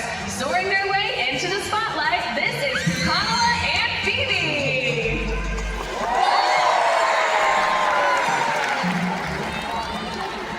And now that you have been introduced to these incredible ladies, a couple of them are going to come over to your side of the habitat for an up-close and personal look. Now all the dolphins that you will see here today are known as common bottlenose dolphins. They get that name from the distinctive bottleneck shape to their head. But did you know, despite their name, bottlenose dolphins don't actually have noses or even a sense of smell. That part of the dolphin's body is called the rostrum. At birth, this rostrum has several hair-like whiskers on it which aid in the nursing process. These hairs, which eventually fall out, are just one of the 5 characteristics that classify a dolphin as a mammal, just like you and me. All mammals give live birth and nurse their young. Mammals are also warm-blooded. In fact, dolphins maintain an average body temperature of about 97.9 degrees Fahrenheit, very similar to our own. Now the 5th and final characteristic that classifies a dolphin as a mammal is breathing the air. But we already learned that dolphins don't have noses, so instead they breathe through the blowhole, which is located on top of their head. Not only is this where they breathe from, but it's also where they produce all of their vocalizations. And when they make these unique clicks and whistles, it can sound a little something like this. Thank you so much, girls. I could not have put that any better myself. Now, a dolphin's tail is made of 2 separate fins called flukes. In order to move throughout the water, they will push these flukes in an up and down motion. This motion is going to be perfectly demonstrated for all of you today by Pukanala across the acrylic as she shows you all her best mermaid impression. Now, dolphins can reach top speeds of up to 15 to 20 miles per hour in short bursts, which means they must have an extremely powerful peduncle. But what is the peduncle? The peduncle is the section of a dolphin's body located behind the dorsal fin and just before the tail flukes. And this is where they get all of their strength. Not only does it allow them to be swift and powerful swimmers, but also to propel their entire bodies up and out of the water.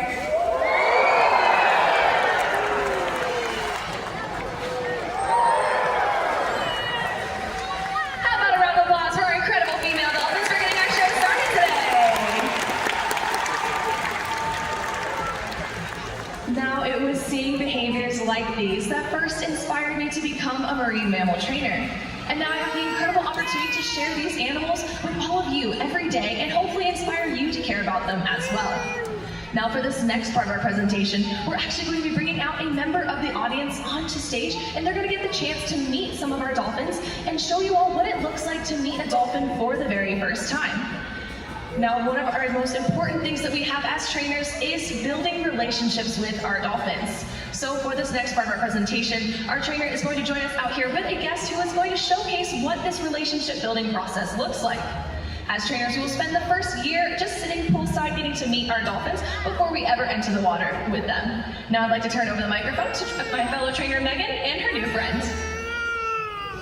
Thank you, Rebecca. Hi, everyone. My name is Megan. I'm one of the trainers here at Georgia Aquarium, and joining me right up here on stage, let's hear a nice, warm welcome for my brand new friend, Sasha.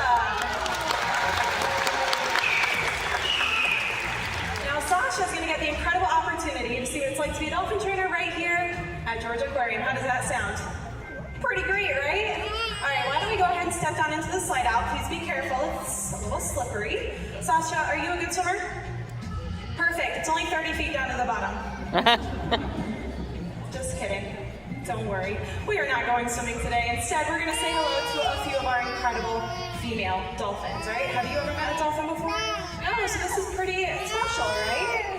All right, so in just a second, we are going to be joined over here by one of our dolphins. I'm going to actually have you help me out with this really cool dolphin-style wave hello. You're going to put 2 hands out, just like this. On the count of 3, big wave. 1, 2, 3, wave!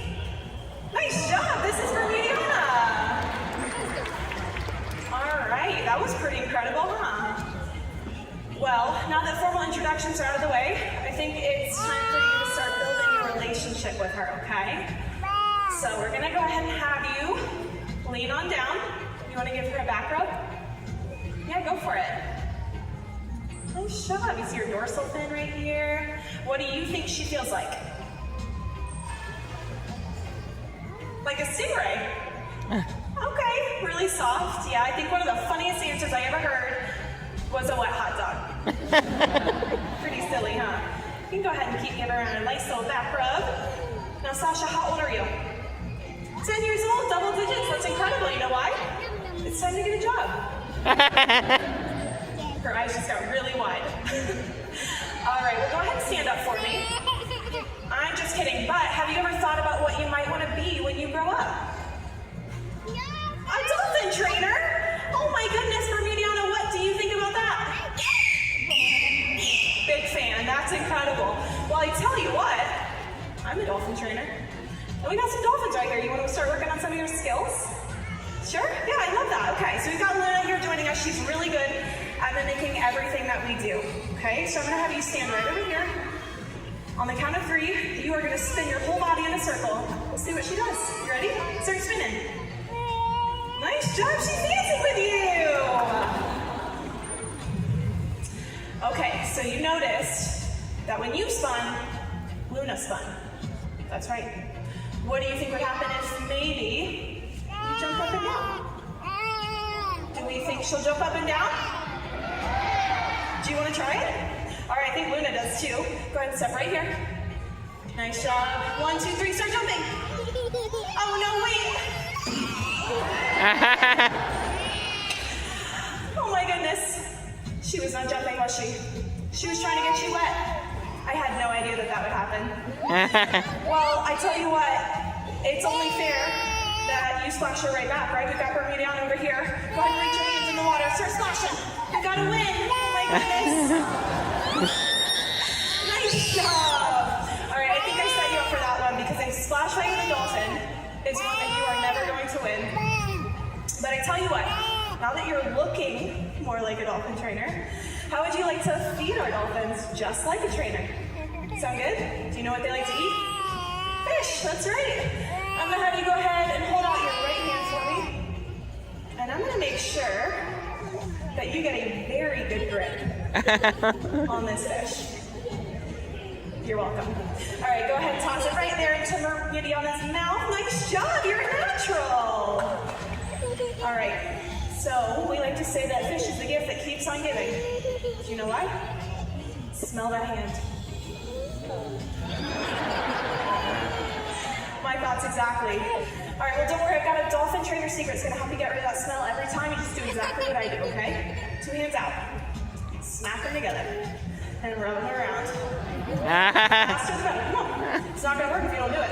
To the left, to the right, right here.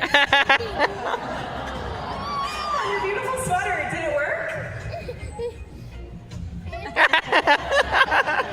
It did not. That's going to be a long car ride home for your friends and family today. You're welcome. All right, well, I tell you what, you have been an incredible volunteer for us today. So you're going to help me out with this dolphin style. Goodbye. Go ahead and stand right over here. Yep, perfect. Face your audience. And then Luna and Bermudian are going to join us right up here. And give your audience a nice big wave goodbye. Let's hear it for our dolphins, Luna and Bermudiana. And an even bigger Georgia Aquarium round of applause for Sasha.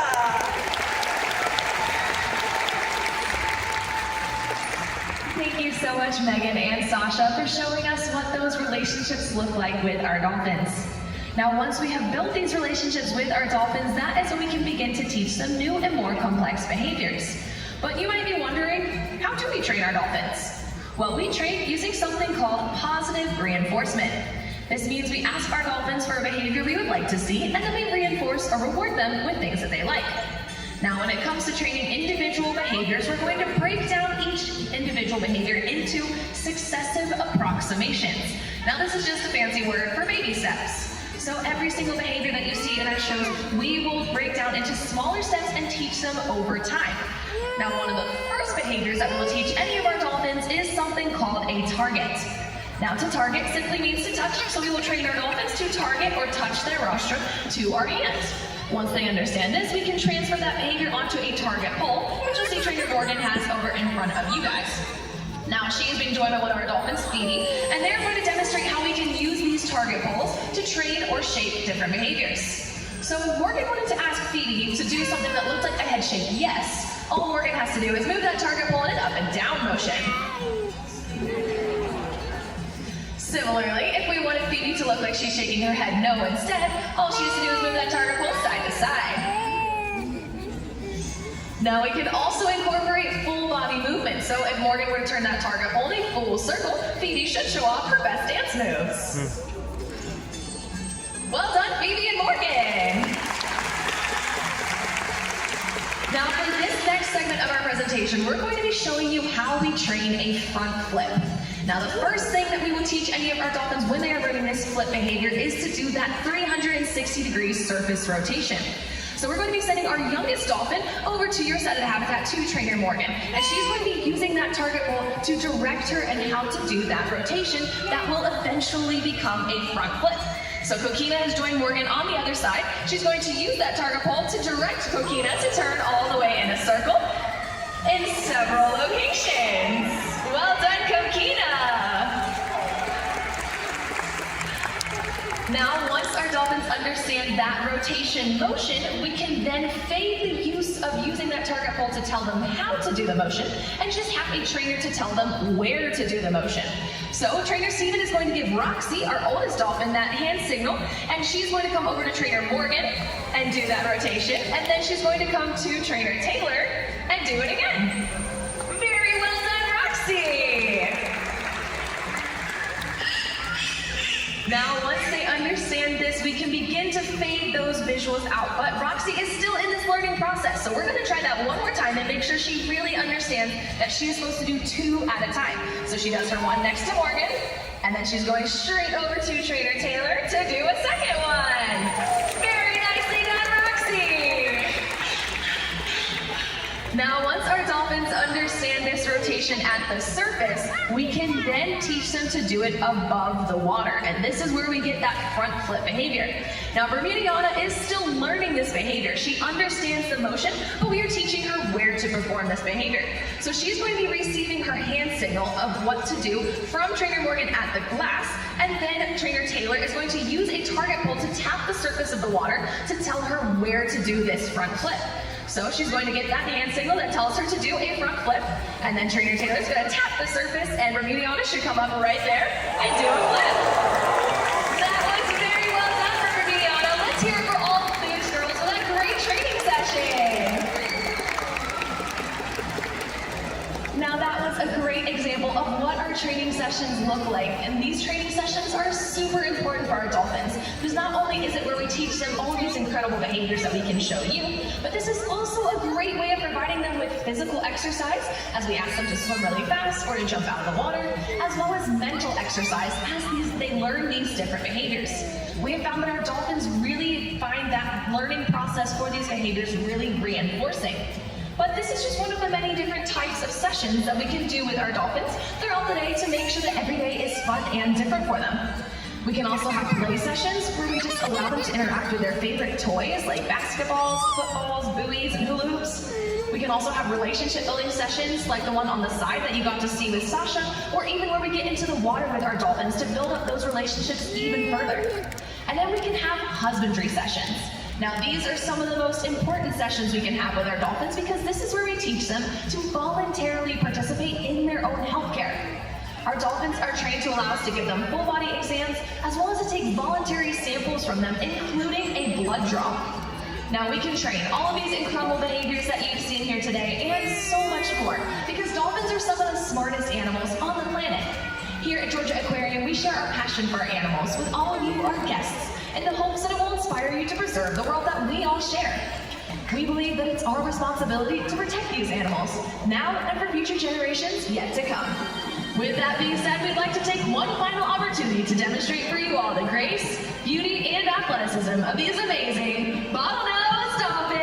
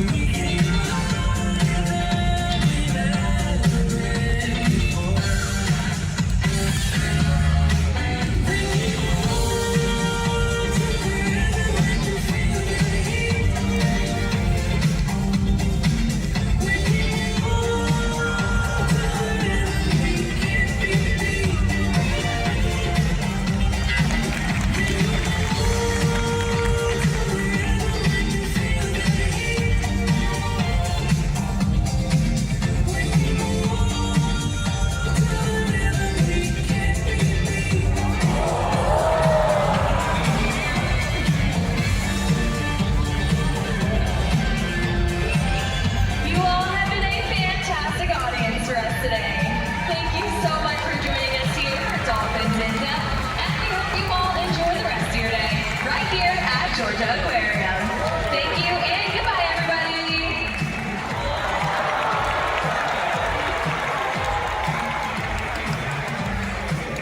Thank you for joining us for Dolphins in Depth. Please remember to collect your personal belongings and watch your step as you exit, as the stairs and floor could be slippery. For the health and safety of our animals, please do not reach over the acrylic barrier. Thank you, and enjoy the rest of your day here at Georgia Aquarium.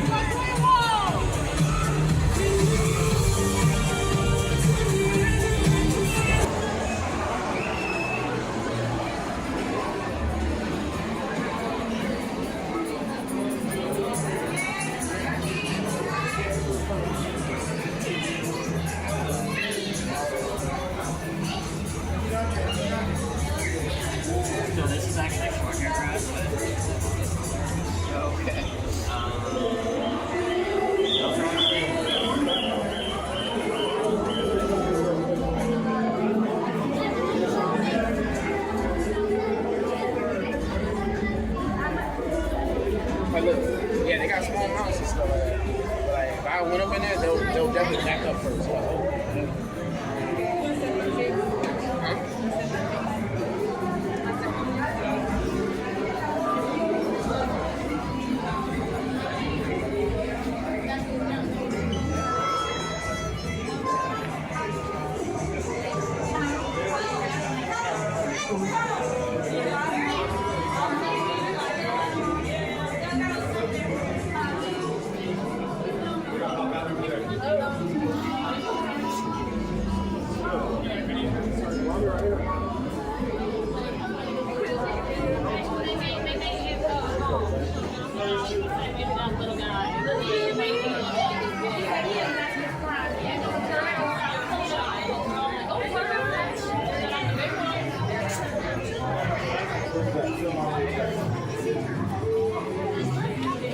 I feed these in the road.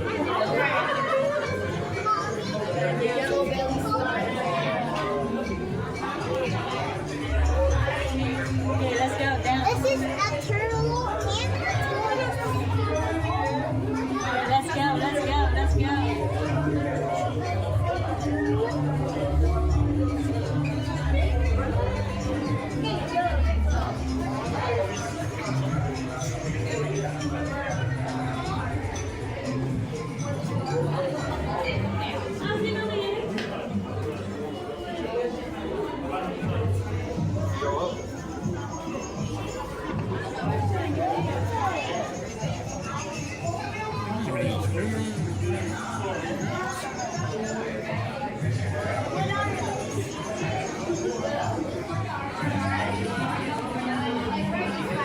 Red on the bottom, and it's okay. He's like red on the bottom. Here, come over here. And you see it? Oh yeah. Yeah. There you go. Cool bird. Thank you. Yeah. You saw it. It was cool, right?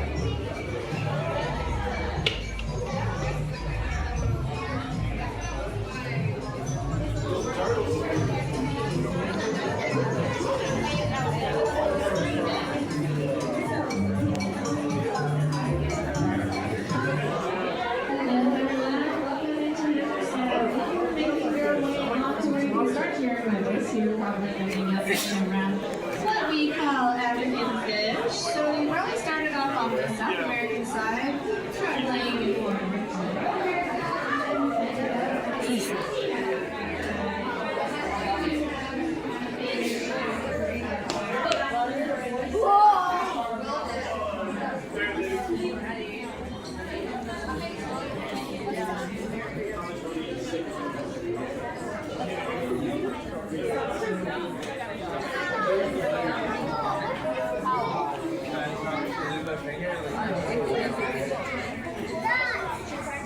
How it's going? Hiding product. I think this we were just talking about it. All good things. Oh, we're just picture. Like that's what you're like.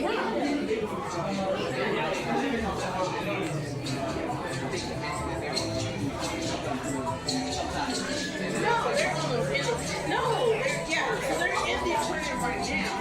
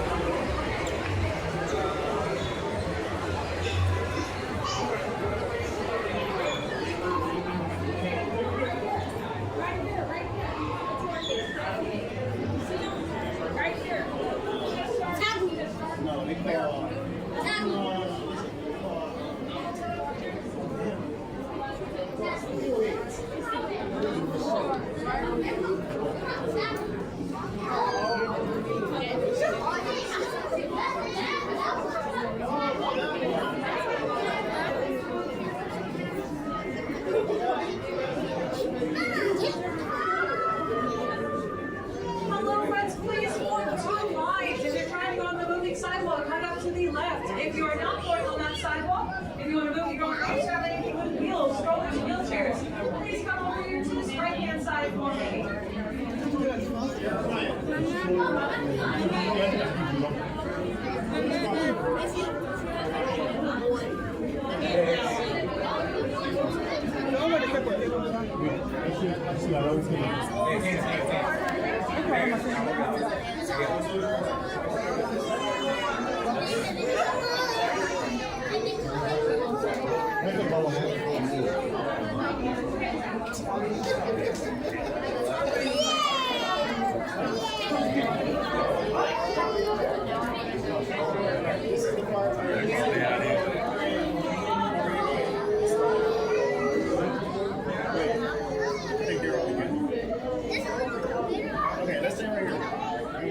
Hello, friends, and welcome to Ocean Voyager.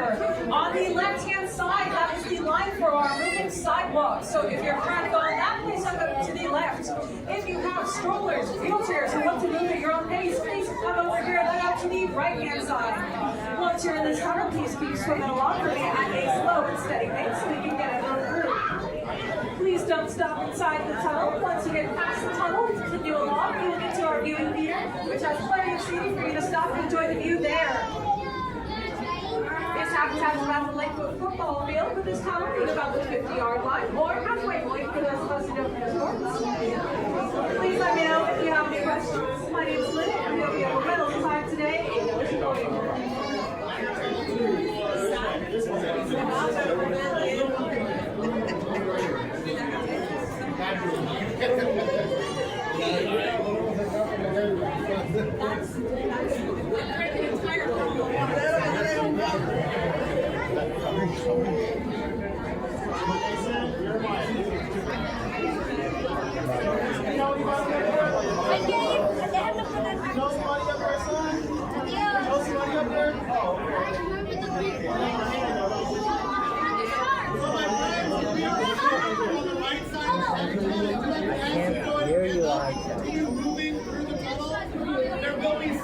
Hello, everyone. Please form 2 lines.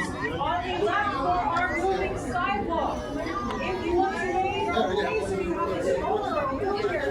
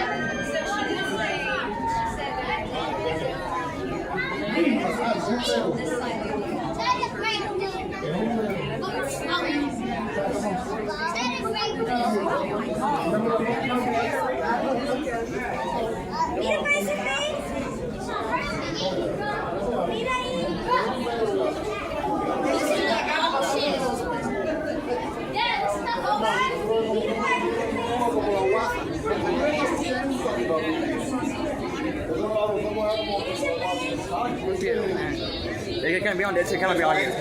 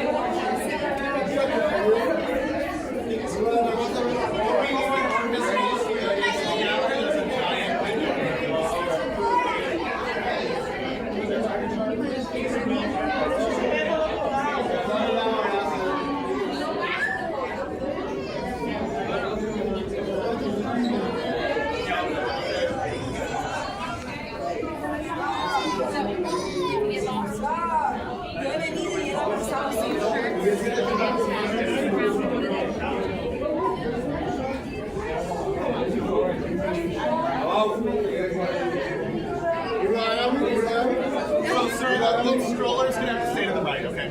Thank you so much.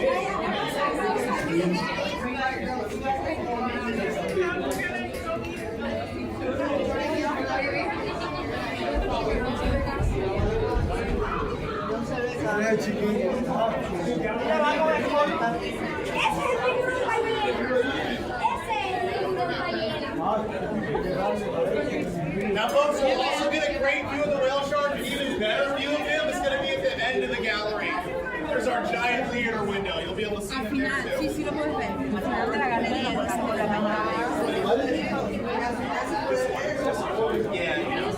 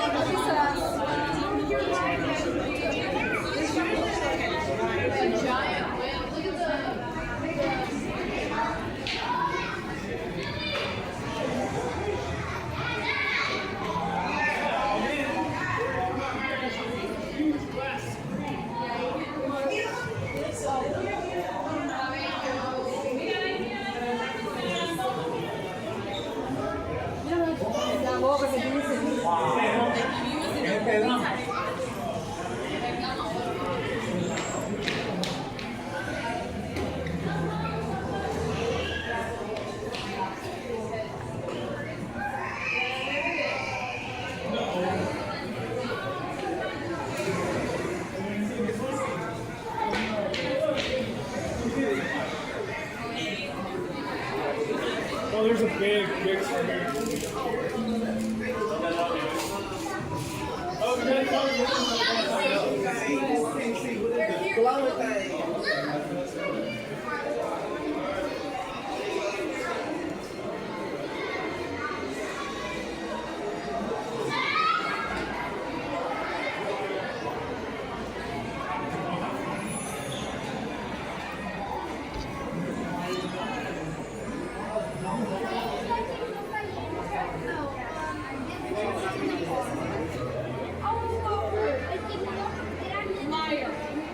screen. There's so many people, so we have to wait our turn and stay with my daddy, okay? Everyone else also wants to see the same stuff.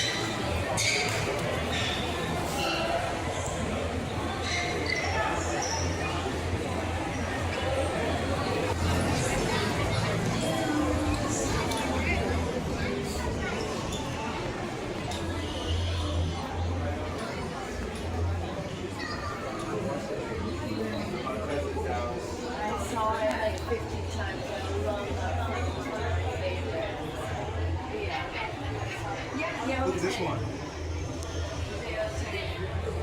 That's so cool, right? Yeah. It's like another the tank. Yeah.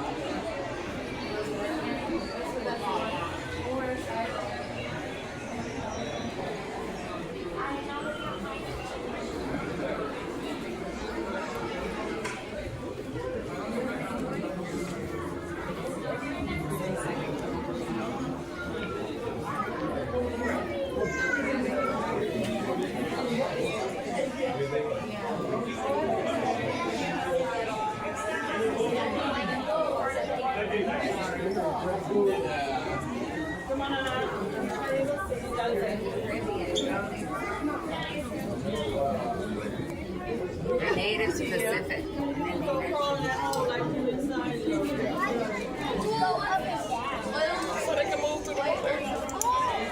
White spotted jelly. Whoa. They're beautiful.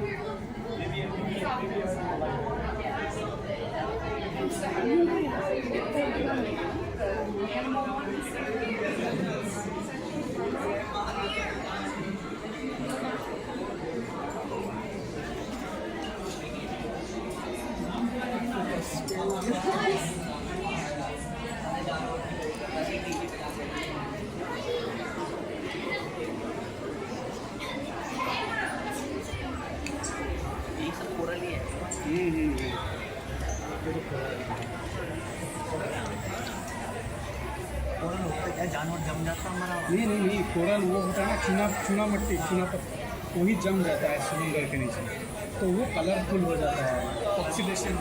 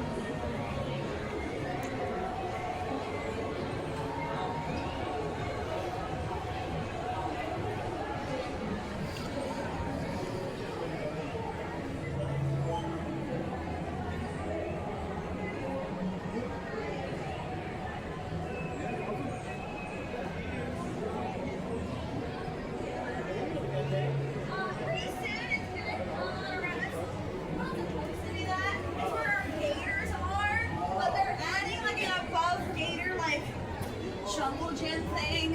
Because, like, we used to have a rope bridge over here. Yes, I remember. And then we got rid of it to the class.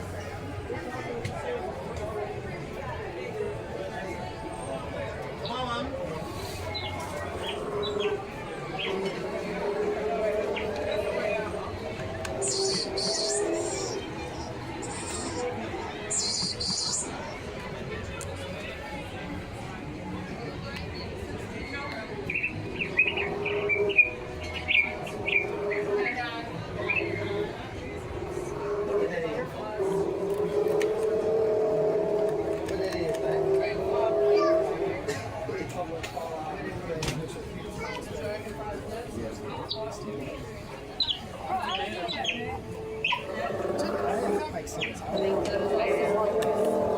See what it is?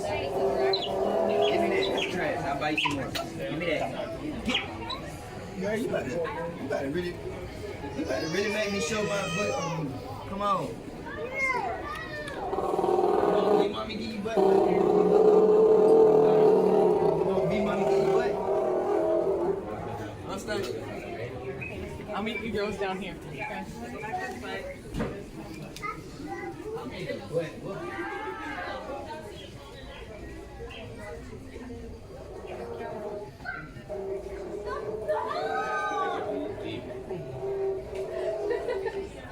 What do we have here? Wait.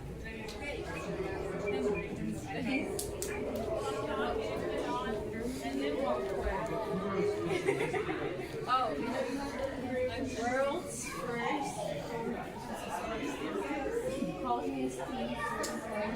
Our favorite shrimp. Some of the first scuba diving gear. Pretty cool, ain't it? It looks like a word on it.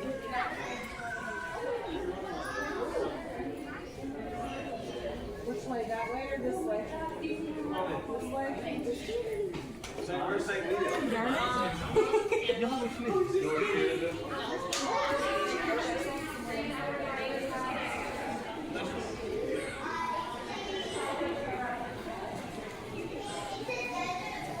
Put jellyfish on the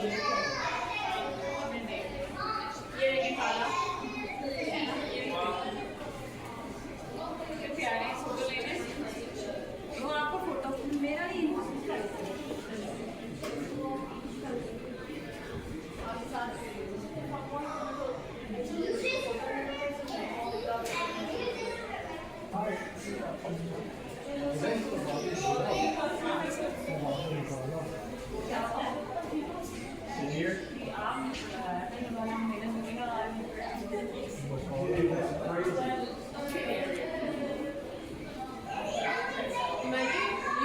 Talk about some expense.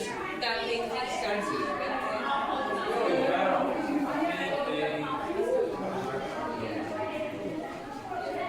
I mean, this is true. Because of all the books.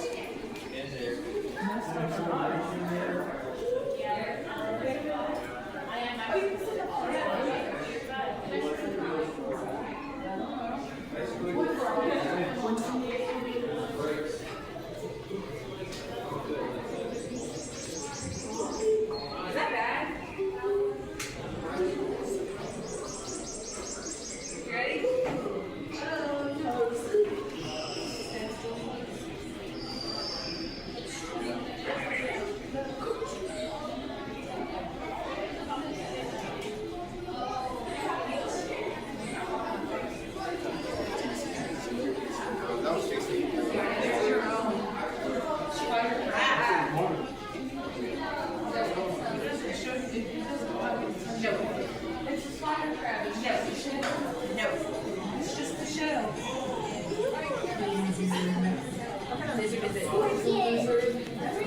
That was the word I cannot pronounce. There's a scorpion.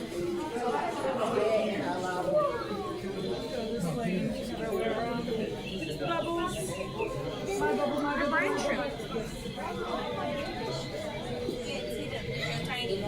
You're sharp.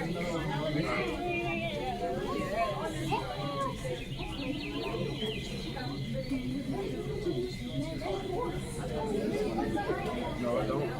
Where is it? I'm just sorry. It's 8 a.m. when it's 8 a.m. when the mossy It's on mark right there.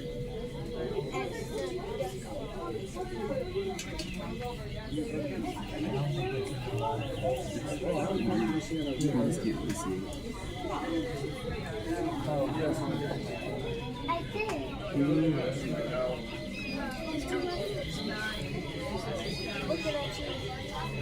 Oh, there's a blue one, Mom. Yeah. No. That was part of the tree. Oh,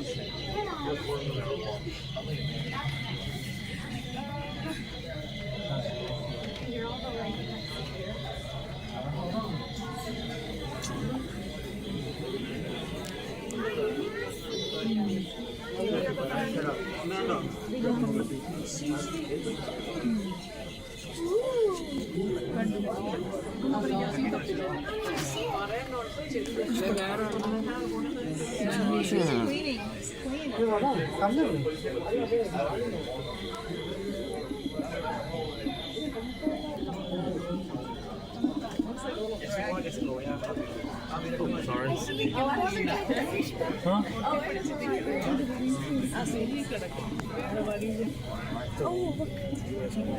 There's 3 of them. There's 5 of those. 7? You know what I did see? What? I saw a ton of ribs. Ribs? Alright, come on.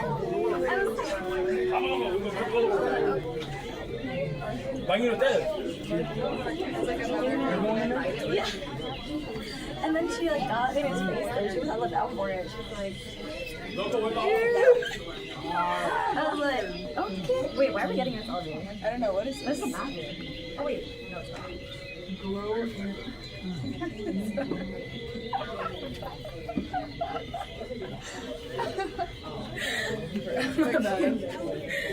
But he was like, why would everyone be going into the bathroom? And then we started a bathroom change. I was like, why did James also leave this? Is the fun? No, this the fun. Oh, that's lit. I need to do my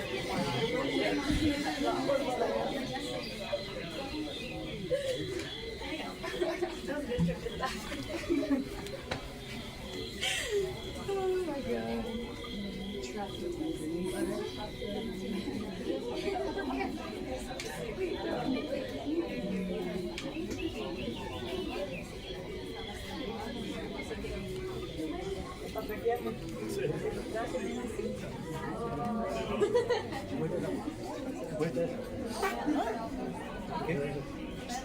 Se pegó uno y después está contenta con lo que tomó.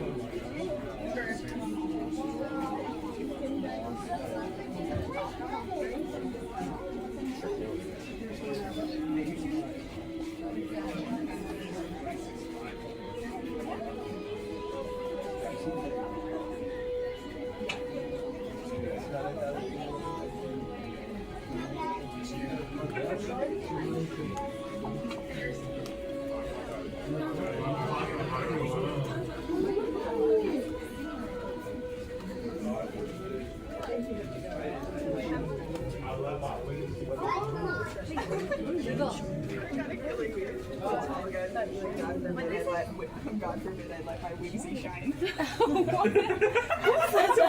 what Audie said? That's actually funny. Oh my god, it's so small. But I wish I Wait, look at her. Oh, big wave. Maybe it's a baby. Oh, maybe. Wait, I want to go down and look. Wait, go see. Kaden, Kylie! Kaden! God forbid I let my movie show. That's so damn! That's actually bars, not gonna lie. Cove. Dude, making some coming.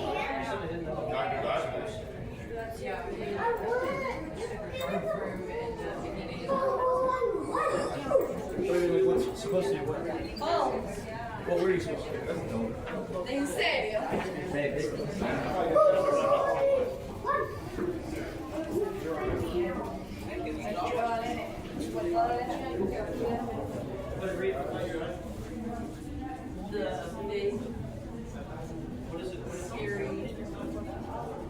What you want me to see? That's right.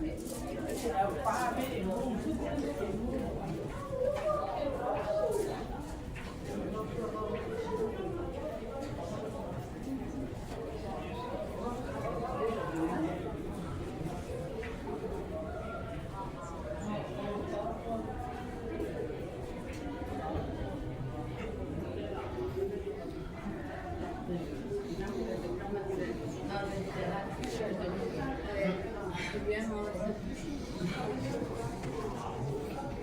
You should have, what this should be like, so you can see it.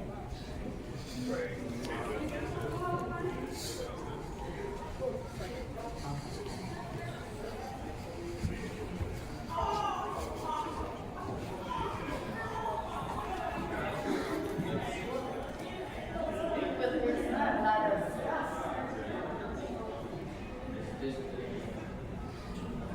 Isn't that one with the shrimp? Oh, the one on the purple one. Yeah, they're actually called prawns. Oh, you see that word? It's about like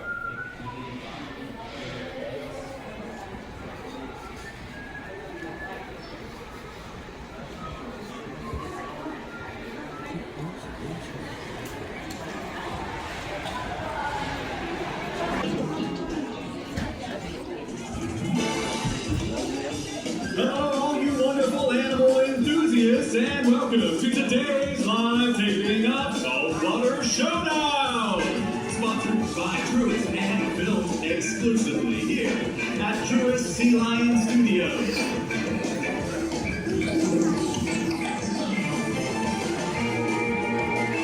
And now, for your host of the most, Legs Wilder! Thank you and hello everyone. Today we have a very special show as our celebrity sea lions are competing to support causes that are near and dear to our ocean's ecosystem. I think that's simply amazing. Without further ado, let's welcome to the stage our superstar sea lion team.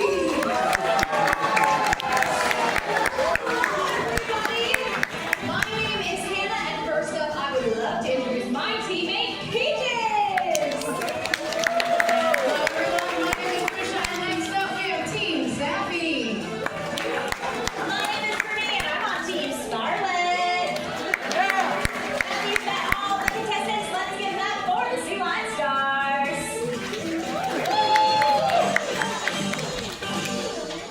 What an impressive cast of characters. Let's take a moment to learn a little about our sea lion stars and why they're playing today. We're going to start all the way on your left with Peaches. Now you can tell Peaches apart from our other female sea lions by her distinctly light, pinky, orangey, peachy coloration. And her name fits her perfectly because she lives right here in Georgia, the Peach State. And today, we're playing to support coral restoration efforts. Coral are a keystone species in our world's oceans that support thousands of creatures. So when we choose products that are coral safe, we ensure that corals stay around for years and years for the animals that really need it. Up next on the center rock, we have 8-year-old Scarlet. Now she is the youngest competitor competing today and the only sea lion to have been born right here at Georgia Aquarium, which gives her the home field advantage. Today, Team Scarlet is playing for sustainable fishing practices because the safer our fishing methods are, the more fish there will be to go around for Scarlet and all of her fin and killer friends. And saving the best for last, all the way to your far right-hand side, we have Sappy. Sappy is one of our more vocal sea lions, so it's likely you're going to hear her chiming in with all the correct answers. Team Sappy is playing for marine life rescue rehabilitation efforts out in California. This cause is near and dear to her heart because her dad was a rescued sea lion. Now I know I can speak for all the sea lions today that we are excited to have them compete in Saltwater Showdown as they serve as ambassadors for their species right here at Georgia Aquarium. Alright, as our sea lions make their way back to the stage, it's time for our first thrilling round to begin. Rain Blast!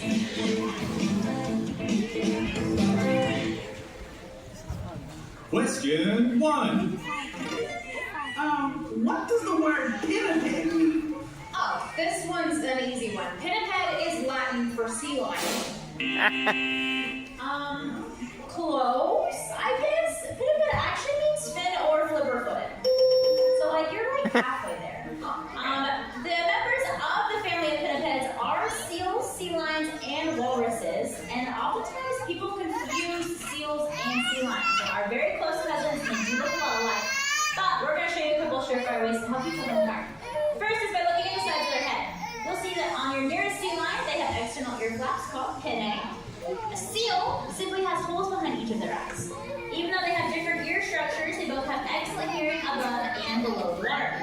My favorite way to tell them apart is by watching how they move around on land.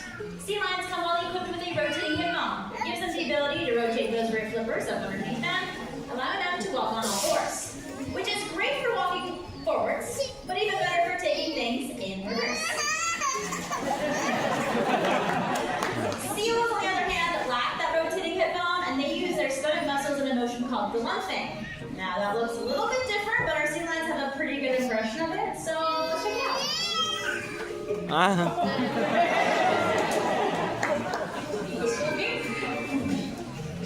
Question 2.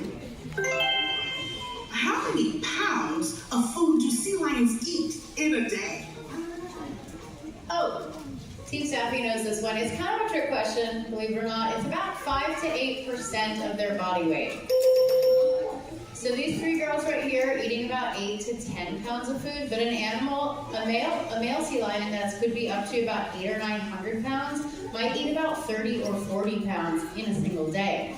To help them out, they're all equipped with a mouthful of teeth that are shaped for grabbing their food, and their secret weapon is their long and flexible neck. Sea lions can move their heads in all different directions, but they are so flexible they can touch their nose all the way to their spine. Question 3. Do sea lions have gills? Yeah, they're marine mammals. I'm sure I saw them somewhere around. Oh, no? I was a really good guess, Brittany, but 50-50 chance. I think I got this one right, or I'm going to get this one right. They do not have gills.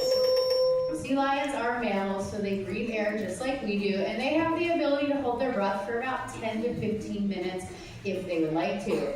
Now what I'm going to do is send Safi on a behavior called porpoising and see if you guys can hear her take a breath as she comes in and out of the water. Oh, I heard it. You heard it too. I definitely heard it. Question 4. These guests claim they heard a lot of loud noises when they were entering the studio. What was the source of that noise?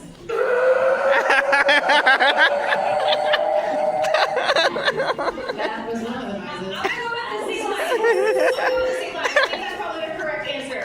That makes a lot of sense because sea lions are known for their iconic barks and roars. If you've ever been along the California coast, you've probably heard male sea lions vocalizing to defend their territory and female sea lions vocalizing to try and find their pups on crowded beaches. But you never just hear one sea lion. Usually they are all vocalizing in a cacophony, and it sounds a little bit like this.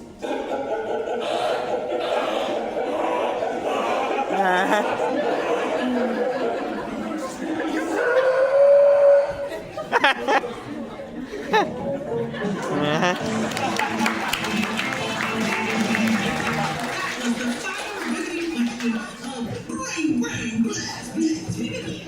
At the end of the first round, the current leader is Safi.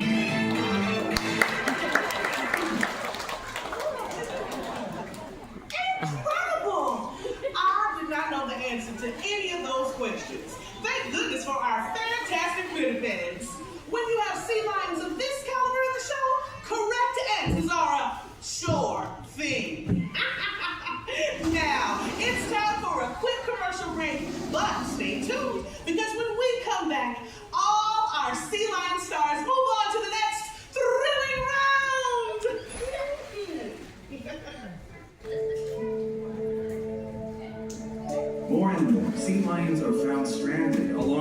California's coast, malnourished and dehydrated.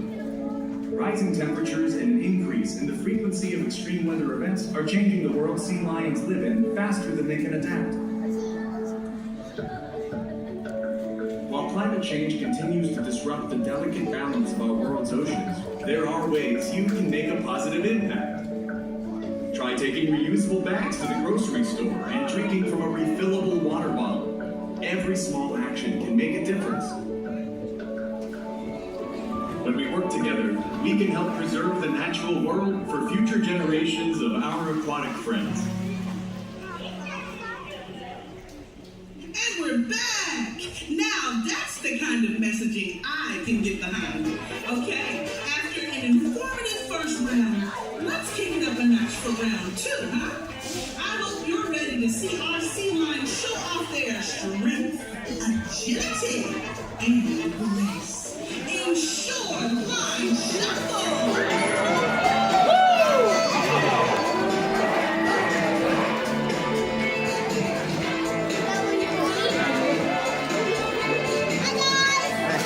Let's hear it for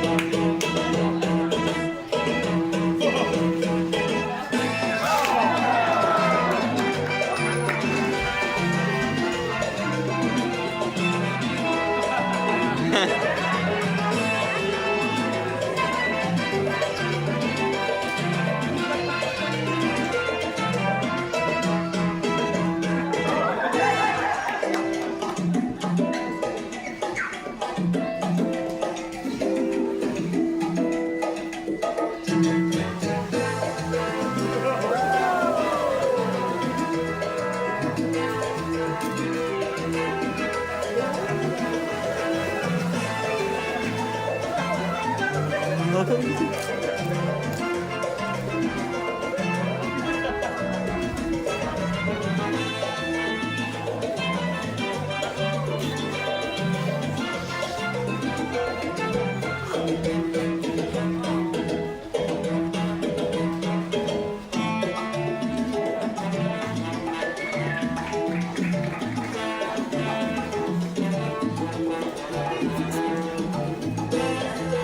have been an absolutely fantastic audience, but I want to hear one more huge round of applause for Georgia and Sammy.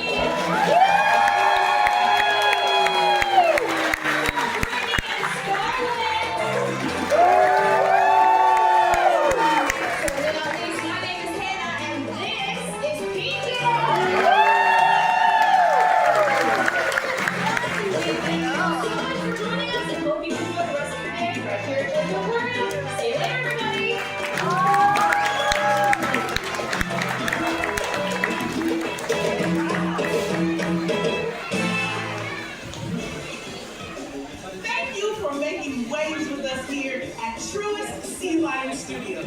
Remember, the sea lions and animal care staff you saw today are trained.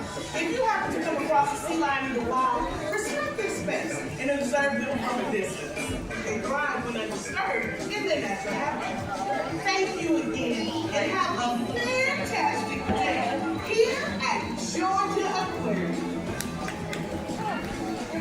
500 years.